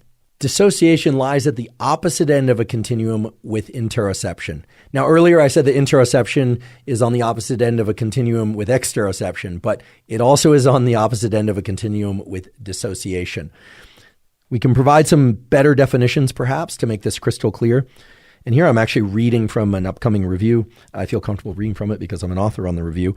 But nonetheless, interoception refers to a process by which your nervous system, meaning your brain and connections with your body, senses, interprets, integrates, and regulates signals originating from within the body, and thereby provides moment-to-moment mapping of your internal landscape at both a conscious and unconscious level. Okay, that's a lot of words to describe basically the process of perceiving what's happening at the level of the surface of your skin or inward.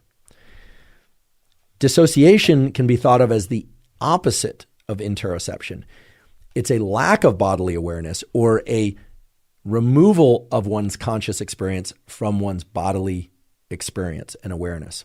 Again, this is most often talked about in the context of something traumatic, but really, if we think about health and mental health and physical health, the optimal place to reside on the continuum between interoception and dissociation is somewhere in the middle. We don't want to be dissociated from life's experiences, but we also don't want everything that happens in the world to profoundly impact our heart rate and our breathing. We'd be yanked around by every experience. Okay? There are instances in which being yanked around or pulled into an experience is something that we desire and want, like seeing a movie that we want to see, or, for instance, clinical hypnosis, or falling in love, wonderful experiences, and sometimes also sad experiences, right? Being able to feel one's feelings depending on life's events is important. But being too dissociated or being too feeling, that is feeling so much in response to everything that happens, is also problematic. There are certain people, for instance, that have challenges with what's called narrative distancing. That is, they see someone in a movie getting hit and they almost flinch as if they are getting hit. They see someone who's scared or happy in a movie and they feel scared or happy in a way that seems like they're along for the ride a little bit too much. This is important because what it speaks to is the ability for that, remember way back at the beginning of the episode, that ACC, that anterior cingulate cortex and the insula. We've got a prefrontal cortex that can say, hey, let's be rational. That movie, that person who's happy or sad, that person in your environment who's breaking down crying, yes, they're sad. It's important to be sympathetic, maybe even empathic towards them. But let's not get pulled into the experience so much that we lose ourselves. And then, of course, there are areas of your brain that are also leaning on, and here I'm using metaphor, but they're leaning on the insula and ACC and saying, hey, there's somebody that I care about that's upset, I'm also going to be upset. Or somebody I care about is happy, I'm also going to be happy. Or they're scared, so I'm also going to be scared. So it's a push-pull between our recognition that we are each distinct entities and also, of course, the very healthy desire to be attached to others' experiences and the experiences around us. So why am I raising yet another continuum, right? We already have the one continuum of interoceptive, exteroceptive awareness. Well, if we want to think about how meditation can serve our mental health and our ability to focus, there's a very particular mental model that we can arrive at that incorporates this interoceptive dissociative continuum. Again, if you are extremely interoceptive, you're feeling everything in your body, and those feelings in your body nearly completely account for all of your experience if you're that far into the continuum. On the dissociative end of things, you can see what's going on, you can react to what's going on, but your bodily response to that is essentially shut down. You could either be paralyzed, shut down, so in kind of no movement, or you could still be engaging in behaviors, but you're dissociated. Again, sadly, this is often what victims of trauma report, that they are able to just go through the motions, but just shut off their emotions, or their emotions just shut off. They aren't feeling the elevated heart rate or breathing. Sometimes they can even be quite scared, but they're not even perspiring or showing any signs of autonomic arousal. That is fright or stress or panic. So let's talk about this model of interoception and dissociation, and then a meditative practice that can be used to try and anchor us at the right location, or the healthy location along that continuum. Let's first imagine the ideal mental health state. And here I want to acknowledge nobody achieves or at least maintains this mental health state. I want you to imagine that where you are along this interoceptive to dissociative continuum is like a ball bearing, or you represent a sphere that can roll back and forth along the continuum. At one end, you have pure interoception. You're just feeling everything. At the other end, you're completely dissociated. Well, in this one version of mental health, we take that continuum and we fold up the sides so that it looks like a V, okay? On one end, you have interoception. On the other end, you have dissociation. I realize a number of people are listening to this, not watching this on YouTube, so they can't see that my hands are now, the heel of my hands are together. The fingers of my hands are apart, so it looks like a V. And you are like a ball bearing. Your state is like a ball bearing at the base of that. You are in a trench of perfectly balanced interoception and dissociation. So you can feel things, you can register what's going on in the outside world, but your feelings are not overwhelmed or overtaken by what's happening in the outside world. You are in a perfect place of being able to make rational decisions and yet still feel your feelings. Wouldn't that be lovely? Wouldn't that be lovely if we could be like that whenever we wanted to? And frankly, nobody is like that all the time. More typically, the model of mental health and mood and well-being and perception of self versus others and internal versus external states is one of more of a U shape, where at one end we have interoception and at the other end we have dissociation. And it's kind of U-shaped. And your state is more or less like a ball bearing at the base of that U that can, it gets pushed from side to side. Maybe your heart races a little bit because of something bad or good, and that ball bearing shifts towards interoception a little bit more, and you notice that your heart is racing. Or perhaps at any given moment, your mind drifts a little bit while watching a movie or while talking to your partner or while your child is complaining about something and you're thinking about something else, and that ball bearing shifts towards the dissociative state a little bit. That is a mild form of dissociation. And I think most people would agree that being mentally healthy would involve this kind of U-shaped model as well, where it's kind of can shift back and forth, but it's not extreme. You're not going from interoceptive biased all the way to dissociated in any kind of extreme way. The ball bearing stays down near the base of that U. Then, of course, there are states that we all, frankly, go into from time to time, where the continuum of interoception and dissociation is essentially flat, where you are a ball bearing at one location or another, depending on whether or not you're watching a movie that you're very engrossed in, or you're in a conversation with, or in an activity with your partner or a friend, etc., that has you very engrossed, maybe matching their state. Right? There are a number of states you can imagine where matching one state is actually healthy and good. And then there are a number of conditions in life and situations in life where being matched to someone else's condition, like you're getting yelled at and they're angry, so then you're getting angry, and then pretty soon, you're not in the best place along that continuum.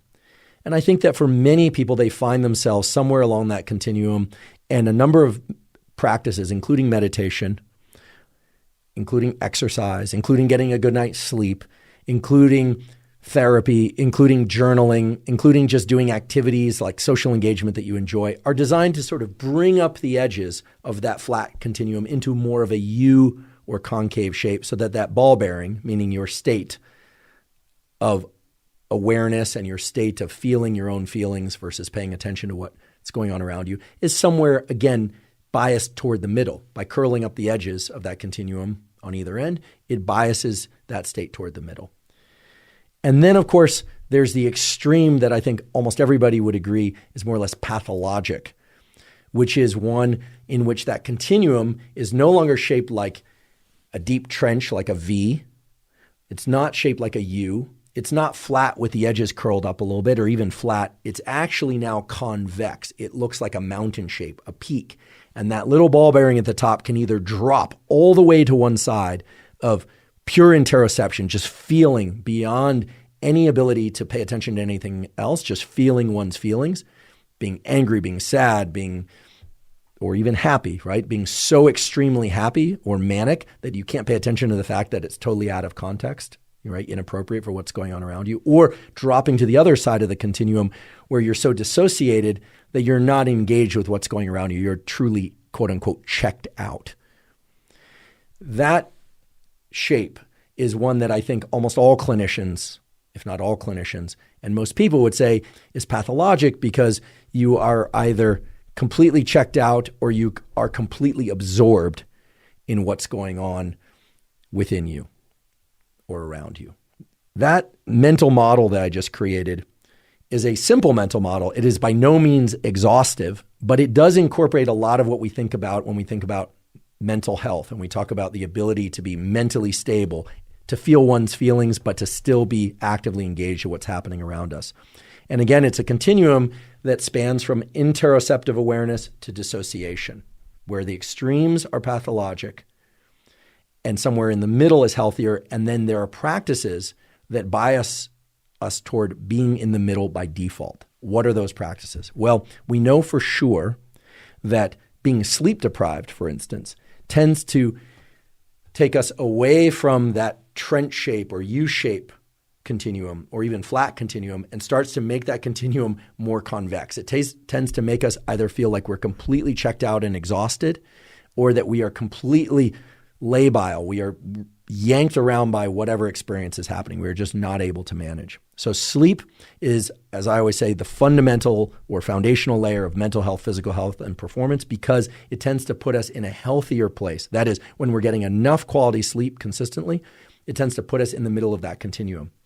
Sleep deprivation does exactly the opposite. It pulls us apart. And when I say pulls us apart, that's not a real term. What it does is it tends to make that continuum less concave, right? Less bowl-shaped and more convex, more hill-shaped, if not a peak mountain shape where it drops us to one side or the other. In addition, a meditative practice done regularly, because it can allow us to become more interoceptively aware, or it can allow us to become more exteroceptively aware, which is really just another form of dissociation. Again, dissociation isn't always bad, provided it's not at the extreme. A meditative practice can actually teach us to deliberately move along this continuum. So this is something, again, that hasn't been discussed a whole lot in the literature. It's been discussed, I should say, in pieces in different literatures. If you look in the clinical psychiatry literature, there's a wonderful collection of studies and reviews that will say that interoceptive awareness is terrific, except for the person that is so aware of their internal functioning that they are not able to engage in the world. Similarly, you'll find a beautiful literature, research and clinical literature, that will say that dissociation is terrible in the case of trauma. In fact, it can put people in positions of repeating a behavior over and over that's damaging to them, but because they can disengage or they're dissociated from it, that they continue the behavior. Or dissociation can be very adaptive and beneficial if it allows people to, for instance, to create some narrative distancing so they're not getting pulled into every argument. Or if someone screams at them, they don't necessarily think that it's their fault. They are able to say, hey, wait, use their prefrontal cortex and say, hey, wait, like just because you're upset does not mean that I did something wrong. Let's look at the evidence rationally. Okay? So in thinking about the positive effects of meditation on mood, there are two aspects that are important. The first one we talked about earlier, which is being present to one's experience correlates with increased happiness. Having your mind wander, having your default mode network be one of mind wandering actually is correlated with being more unhappy. That was the earlier study that we talked about, that study published in Science. Now, of course, meditation can make us more present, but if we do not pay attention to whether or not we are becoming more present to interoception or exteroception, that is to interoception or dissociation, and we don't pay attention to whether or not our bias is one of dissociation versus interoception, we don't know where we are in the continuum, well, then the meditation actually can make things worse, not better. In other words, if you're somebody who has a tremendous amount of interoceptive awareness, well, then meditating on your internal state may not be good, and actually there's some evidence that it may actually be bad. I'll give you one little tiny example. I've talked about this previously in the podcast, but in that very study from Wendy Suzuki's lab showing that 13-minute-a-day meditation is beneficial for focus, mood, etc., it's also very clear that for a number of people that do that typical third eye meditation for 13 minutes a day, if they do that too close to sleep or when they want to go to sleep, they have a hard time falling asleep, which makes perfect sense because they are becoming more interoceptively aware. They are ramping up their level of focus. A meditation practice typically is a focus and refocus practice. And falling asleep involves turning off your thoughts and your focus and focusing purely on sensation, and then your thoughts kind of fragment and you drift off to sleep. This is why I'm a big fan of using non-sleep deep rest or yoga nidra. We will provide links to non-sleep deep rest and yoga nidra protocols. I've talked about them on the podcast before, but those protocols are not meditation per se. They tend to have people defocus. They are anti-focus practices, whereas meditation tends to be a focusing practice. Along those lines, a meditation practice that is one that is exteroceptively biased, where you focus on things that are outside your body, can be wonderful for somebody who tends to focus too much on their inner landscape and their inner narrative, et cetera. It can help get them out of their head and body, which can be very beneficial. But for people that are not in touch with their emotions, aren't in touch with how they feel, it actually can drive them down the exact path that's wrong for them. So today's discussion is about meditation, and we want to make sure that we are parsing meditation in a rational way that matches the neural circuitry involved, and more importantly, for sake of practical purposes, that you are asking yourselves the right question. Are you interoceptively or exteroceptively biased? Do you tend to dissociate, or do you tend to sort of feel everything in a big way, right? I've heard this term of, hypersensitive people or things of that sort. And, some of those are clinical terms, some of them are not. But you need to assess this, and you also need to assess where you happen to be at on a given day, which will be dictated, of course, by how well you slept, life experience, et cetera. So this interoceptive to dissociative continuum is one that you need to address prior to any meditative practice. And again, the solution or the answer of what to do in response to your answer of whether or not you are more inward focused or outward focused, again, is very simple. Just do the opposite of where your bias lies. That is, if you're tilted towards interoception, do an exteroceptive focus practice. If you are more dissociative and that sounds sort of pejorative, that sounds bad, right? But again, if you are somebody who's more focused on events outside your body and you want to gain more interoceptive awareness and feeling state, if you will, well, then you want to do a practice that's third eye center practice or breathing focused. One of the reasons that many people meditate is that they've heard before or they've experienced that meditation can replace sleep or can reduce one's overall sleep need. So that's an interesting set of questions, and it's one that I dove into the literature to pursue an answer to. And I came up with an answer that was, frankly, a little bit complicated on the face of it, but boils down to some very simple protocols that I think any and all of us can leverage in order to sleep better and maybe even reduce the total amount of sleep that we need, something that I think most people would want. I realize that we all probably should enjoy sleeping. I certainly do, but that it's hard to get enough sleep. And wouldn't it be wonderful, for instance, to be able to get by on a little less sleep and still feel alert and rested? First of all, I want to point to the recent study, and again, this is one that I've raised a few times, and we'll post a link to it, entitled Brief Daily Meditation Enhances Attention, Memory, Mood, and Emotion Regulation in Non-Experienced Meditators. This is the work, again, from Wendy Suzuki, who was a guest on the Huberman Lab podcast, who is now the Dean of Arts and Sciences at New York University and has run a laboratory focused on memory for a long time, is a terrific neuroscientist and researcher and teacher, et cetera, and was a terrific guest on the podcast. I keep returning to this paper because they used so many measures. They were very thorough, and the results were really interesting. Again, this is the 13-minute-a-day guided meditation session. I should just mention that the control group in this study listened to a podcast for 13 minutes. That did not improve attention, memory, mood, emotion regulation, etc., as much as meditation did, which is not to say that podcasts aren't useful. I won't mention which podcast they use. Fortunately, it was not the Huberman Lab podcast, which I like to think at least increases understanding of certain key concepts of science and science-based tools. You're welcome to look at the paper and see which podcast they used. It's a quite well-known podcast, which is an interesting podcast, but it didn't change the brain in any fundamental way in this 13-minute session, whereas 13 minutes of daily meditation did. And again, something I mentioned earlier, but very important to reemphasize now, is that they mentioned that if people in the experiment meditated too close to bedtime, they had trouble sleeping again, which makes sense because meditation, at least in its most common form and the form used in this paper, is a focusing and refocusing exercise. Falling asleep involves focusing less. There are other studies, however, that have shown, or that asserted rather, that doing 2 20-minute sessions per day of meditation can reduce the need for sleep. Those results are debated. First of all, understanding what sleep need is very individual, and determining what people can manage on, meaning some people can manage to get by with 6 hours of sleep but would do better with 8. Some people would actually manage probably better in terms of focusing and alertness if they slept a little bit less, because they might be waking up midway through a sleep cycle. If you want to learn more about this, you can check out any one of 3 different episodes that we've done. One is Master Your Sleep. You can find that at hubermanlab.com. Everything is time-stamped in that episode. The other is Perfect Your Sleep. And then, of course, we've done episodes on sleep with expert guests like Dr. Matthew Walker from UC Berkeley. All of those can be found at hubermanlab.com in all formats. They're all time-stamped. With that said, this assertion that has been made many times over, and certainly in the popular press, that regular meditation can reduce one's overall sleep need is controversial for the following reason.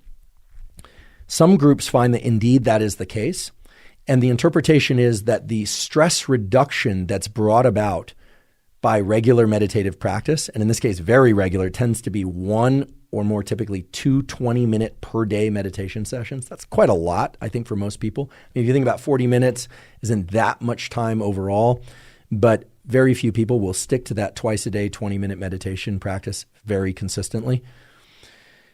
Well, the idea is that the stress reduction, which is clear and not debated, brought about by that type of meditation practice, is good at offsetting some of the cortisol increases associated with reduced sleep and leading people to be able to function cognitively and physically better on reduced sleep than they would had they not been doing the meditation practice.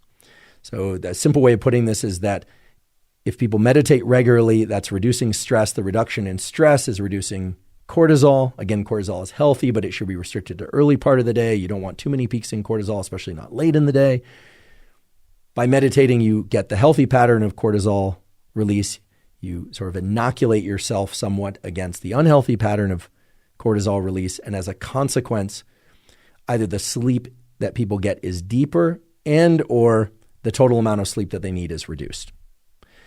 Now, a lot of people took that result and interpreted it as saying, well, if you can't sleep, then you can just meditate. So one night you don't sleep or you have trouble sleeping, you just meditate the next day and you'll be fine. Well, certainly that is not supported by the literature. However, there is a practice, and again, it's one that I've talked about on this podcast many times before, but if you haven't heard me talk about it, there's a practice called yoga nidra, which literally means yoga sleep. It is a practice of doing not so much a focused meditation, but more of a body scan, focusing on the sensation of the body and actually trying to turn off that prefrontal cortex or reduce its activity. Yoga Nidra scripts can be found on YouTube and elsewhere. They are paralleled by a similar practice that I've talked a lot about called NSDR, or non-sleep deep rest. I put one out into the world, a short one that's 10 minutes long. You can just simply go to YouTube and put in NSDR and my last name, Huberman. There's one there. Again, all of this is completely zero cost. Yoga Nidra and NSDR have been shown in a fair number of studies, not as many as been done on traditional meditation, or I should say third eye-centered meditation or mindfulness meditation, but have been shown to replenish levels of certain neuromodulators like dopamine and reduce cortisol, reduce a stress hormone, at least as much, and by my read of the literature, significantly more than with traditional meditation. And there's a nice paper that we will provide a link to which is entitled Yoga Nidra Practice Shows Improvement in Sleep in Patients with Chronic Insomnia, a randomized controlled trial.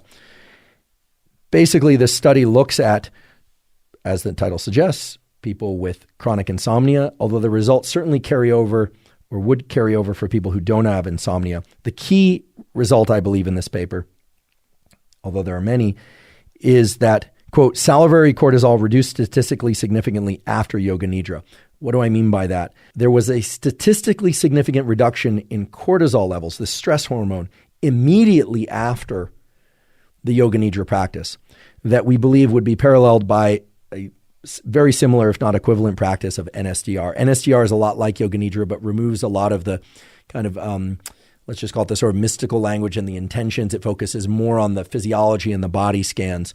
I want to acknowledge that Yoga Nidra has been around for thousands of years and was certainly there before NSDR. I also want to acknowledge that, and this was brought up also in Altered Traits, that sometimes language can be a barrier toward people embracing practices. In fact, this was recognized by John Kabat-Zinn when he created what he called mindfulness-based stress reduction practices, or MBSR, which was simply mindfulness meditation to reduce stress. But he called it MBSR, mindfulness-based stress reduction, as a way to bring it into the clinics that would otherwise perhaps be averse to something called mindfulness meditation. Again, this gets more to the sociology and the cultural aspects than it does to any specific utility of one practice versus another.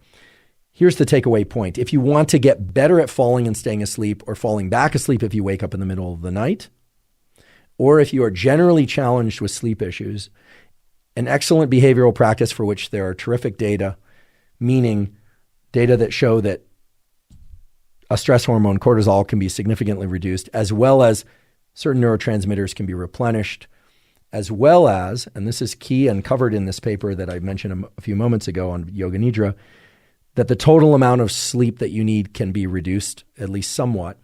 Well, then Yoga Nidra or an NSDR practice done, frankly, any time of day is going to be beneficial.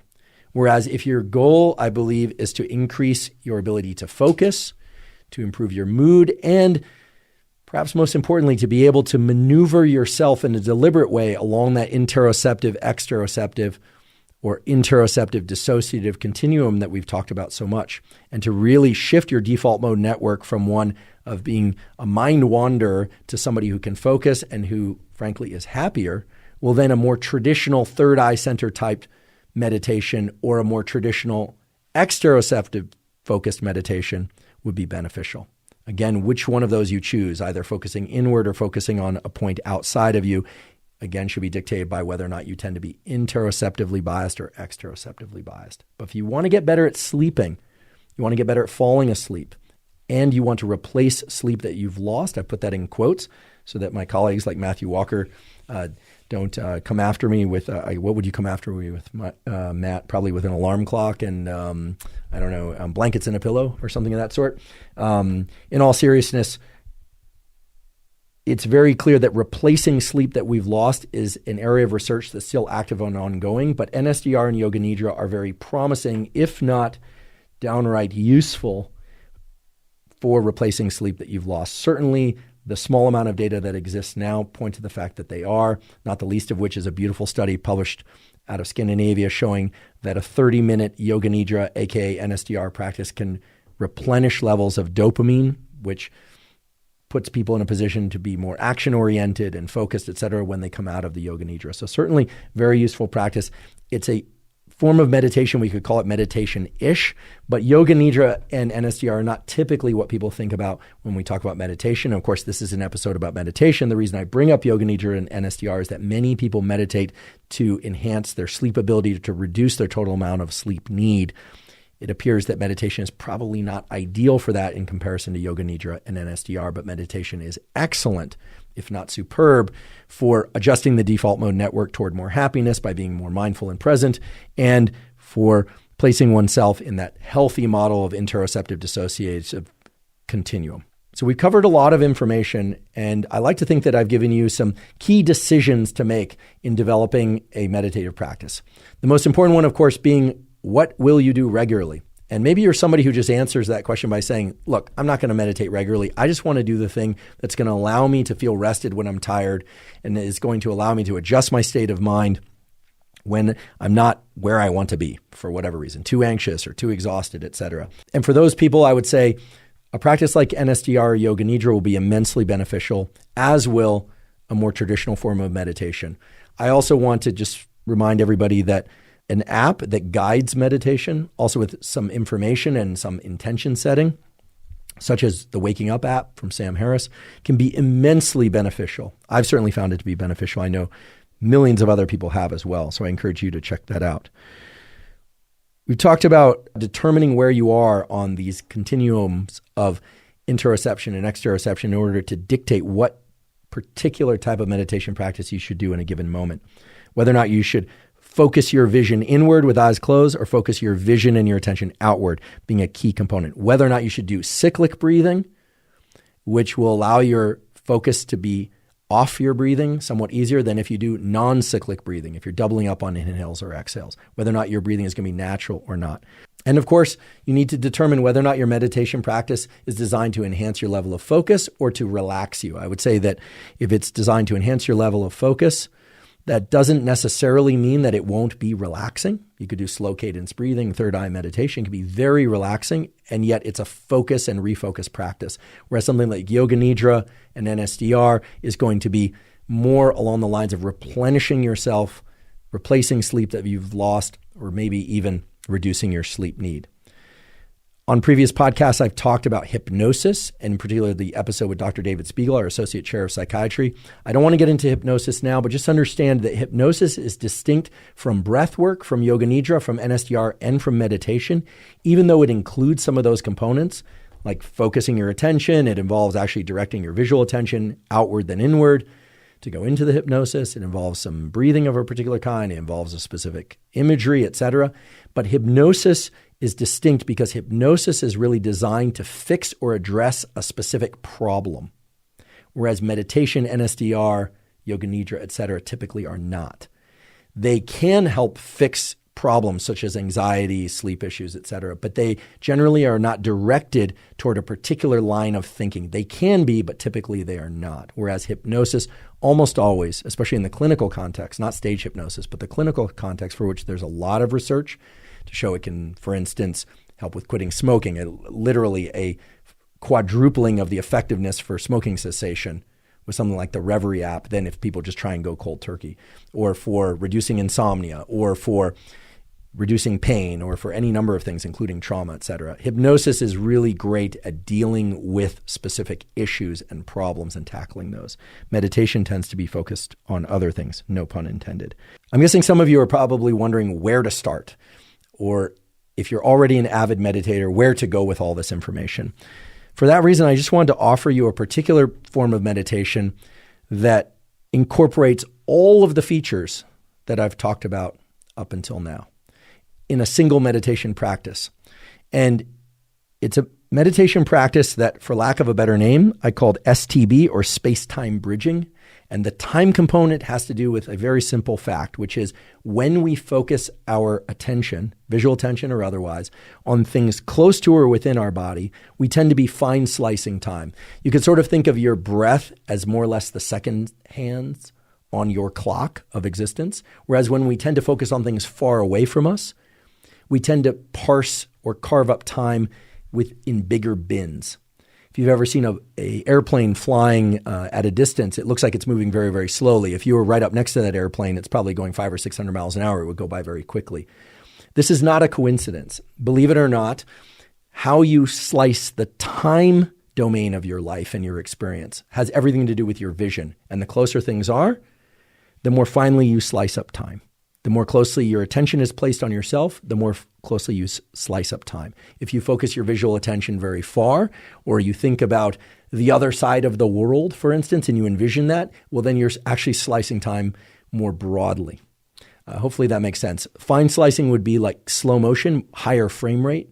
Looking in the distance, you're actually taking bigger time bins. So even though things look like they're moving more slowly, it's because your fidelity, your precision of measuring time is actually not as good. It's as if you only have the hours hand on the clock. So it seems like it moves very slowly. Hopefully that makes sense to you. So there's a meditation practice that I call space-time bridging that incorporates everything that I've talked about today. It balances interoception and exteroception. It balances interoception and dissociation. And it crosses the various time domains that the brain can encompass using vision. And it's a very simple meditation. It's one that I've been doing for years, and it's one that we're starting to do some research on, but I'm just going to share with you because I think it's actually quite fun and can be quite informative. In fact, people have told me that it can even lead to some interesting insights both during the meditation and outside the meditation. It's very simple. What you do, ideally you would do this outside or at a window, but what you do is you essentially close your eyes. I'm not going to do this now. I'm not going to close my eyes and do the meditation, but I'll describe it. You close your eyes and you focus your attention either on your third eye center or your breathing, and you try and put 100% of your perceptual awareness onto your breathing or your third eye center for the duration of 3 breaths. Okay, so you're 100% or trying to be 100% in interoception. Then you open your eyes, you focus on the surface of your body someplace. I find that holding out my hand at sort of arm's distance and focusing on the palm of my hand and focusing there visually. So I'm splitting my attention now between my hand, and I'm also going to pay attention to my breath for the duration of 3 full inhales and exhales while also focusing on my hand. So you're splitting interoception and exteroception as best you can, about 50-50. Then you subsequently look at some location in your immediate environment, maybe 10-15 feet away, and you focus your attention on that location while also splitting your attention so that you're still paying attention to your breathing. You do that for the duration of 3 breaths. But now you are in exteroception and interoception. Then you focus your attention at some distance further away, maybe the furthest distance you can see. Now, this is why it's useful to do out of a window or on a balcony or outdoors. You focus on the furthest point, maybe a horizon, some furthest point for the duration of 3 breaths while also paying attention to your breathing, and sort of imagine a bridge between the two if you find it to be challenging to focus on both. And then, and this is where it can be a little tricky, but then what you actually focus on is the fact, and this is not an imaginary thing, this is a fact that you are a tiny speck on this big ball that's floating out in space, right? The Earth that's floating out in space, and you try and focus on your 3 breaths while also acknowledging that you are a small body, literally, on this very seemingly large body, the Earth, but that's floating in a much larger, expansive place, the universe. And you do that for 3 breaths. And then you close your eyes and you go right back into interoception. And you might want to, and you do that for 3 breaths. You focus on your interoception for 3 breaths. And you might want to march through these different locations a few times or back and forth if you like, but typically I will just do it for one segment at pure interoception, palm of hand, some distance in front of me, horizon, whole globe, universe thing, back into body, etc. Why is this useful? Why would this be useful? Why is it at all interesting, or is this just some crazy idea? Well, the reason it's useful, I believe, is that it has you deliberately step your awareness, your perception, through every position along that interoceptive, exteroceptive continuum. Now, I did say to remain connected to, as they'll say in the yoga classes, aware of, I guess would be the more scientific way to state it, aware of one's breath. But if you wanted, you could actually try and put your awareness completely outside yourself. But most people will find that challenging to do if they're already paying attention to their breath. It's just hard to do. So I find it easier to just split my awareness from interoception to exteroception. But by stepping through these different locations and then deliberately placing your perception, your awareness back into pure interoception, what you do is you essentially are practicing or exercising this incredible ability that the human mind has to deliberately place your perception at specific locations along the interoceptive, exteroceptive continuum. And I think this is very useful because many of us, including myself, tend to get locked at one location along that continuum. For instance, if you're scrolling your phone for a long period of time, you may forget about your bodily sensations, but you generally forget about other things going on in the world. Or if you're very focused on things out in the world, you oftentimes can forget about your internal sensations and what's going on internally. And being functional in work, in life, in relationship, in all aspects, including your ability to fall asleep, involves stepping yourself along these different locations, which again are not just physical locations of third eye center or your breathing or your hand or horizon. Those are just stations within space. But remember, each one of those, just by way of how your visual system and the time domain are interlocked with one another, sets your mind in a particular time domain. And so much of what involves being a functional human being involves dynamically adjusting our attention from what we are doing on our computer to a question somebody asks and then back again, or from text messaging to listening to a lecture or a podcast, or from listening to a lecture or podcast and then going back into a mode of commuting, but making that commute either relaxing or maybe you do work on your commute or connect with family or friends, etc. So much of the fatigue of life and the maladaptive behaviors and emotions that show up in life are really not about any set of behaviors or emotions being wrong or right, but rather inappropriately matched to the space-time domain that we're in, which again is just fancy nerd speak for saying being present and being mindful is a wonderful byproduct of a meditation practice, but it is but one of those stations along that space-time continuum. The key element here is to step yourself through a practice deliberately so that you are flexibly and dynamically able to engage in conversation, then disengage and focus, or focus and then disengage from the work you're focusing on and actually have a conversation or be in the world and move out of that interoceptive awareness to one in which you are dynamically engaged with the things around you. I realize this might sound a little bit vague. For that reason, I encourage you not to think about it too much, but rather to try the practice, see if it works for you. If it doesn't, that's fine. I think it is a good one for people that find that a third eye center or breathing focus interoceptive meditation might be enjoyable to them or very beneficial to them, but they might want to try something new. And other people who might find that that tends to put them too much in their own head. I think it also ought to be very useful for people that tend to be overly exteroceptive, more in the dissociative end of the continuum, and need to bring in a bit more of interoceptive awareness, but either can't do that or are uncomfortable doing that because they're simply not interested in or comfortable with feeling so much of their internal state, because that can either be overwhelming or that's just simply not the way they want to feel. Now, as we round up, I do want to acknowledge that there are an enormous number of rooms within the house, or rather I should say within the castle that is meditation, including, for instance, intention setting and mantras and an enormous number of different features of meditation practices that we simply did not have time to go into, and or for which the research on is not completely ironed out yet. And for that reason, in future episodes, not long from now, I'm going to be sitting down with experts in meditation that include neuroscientists and clinicians, but other experts in meditation that certainly are versed in those topics, and where they can't point to specific research studies, can certainly point us toward the utility of things like mantras and intentions as they relate to getting the most out of a meditative practice. So I eagerly await those conversations, and I hope you will join me for those as well.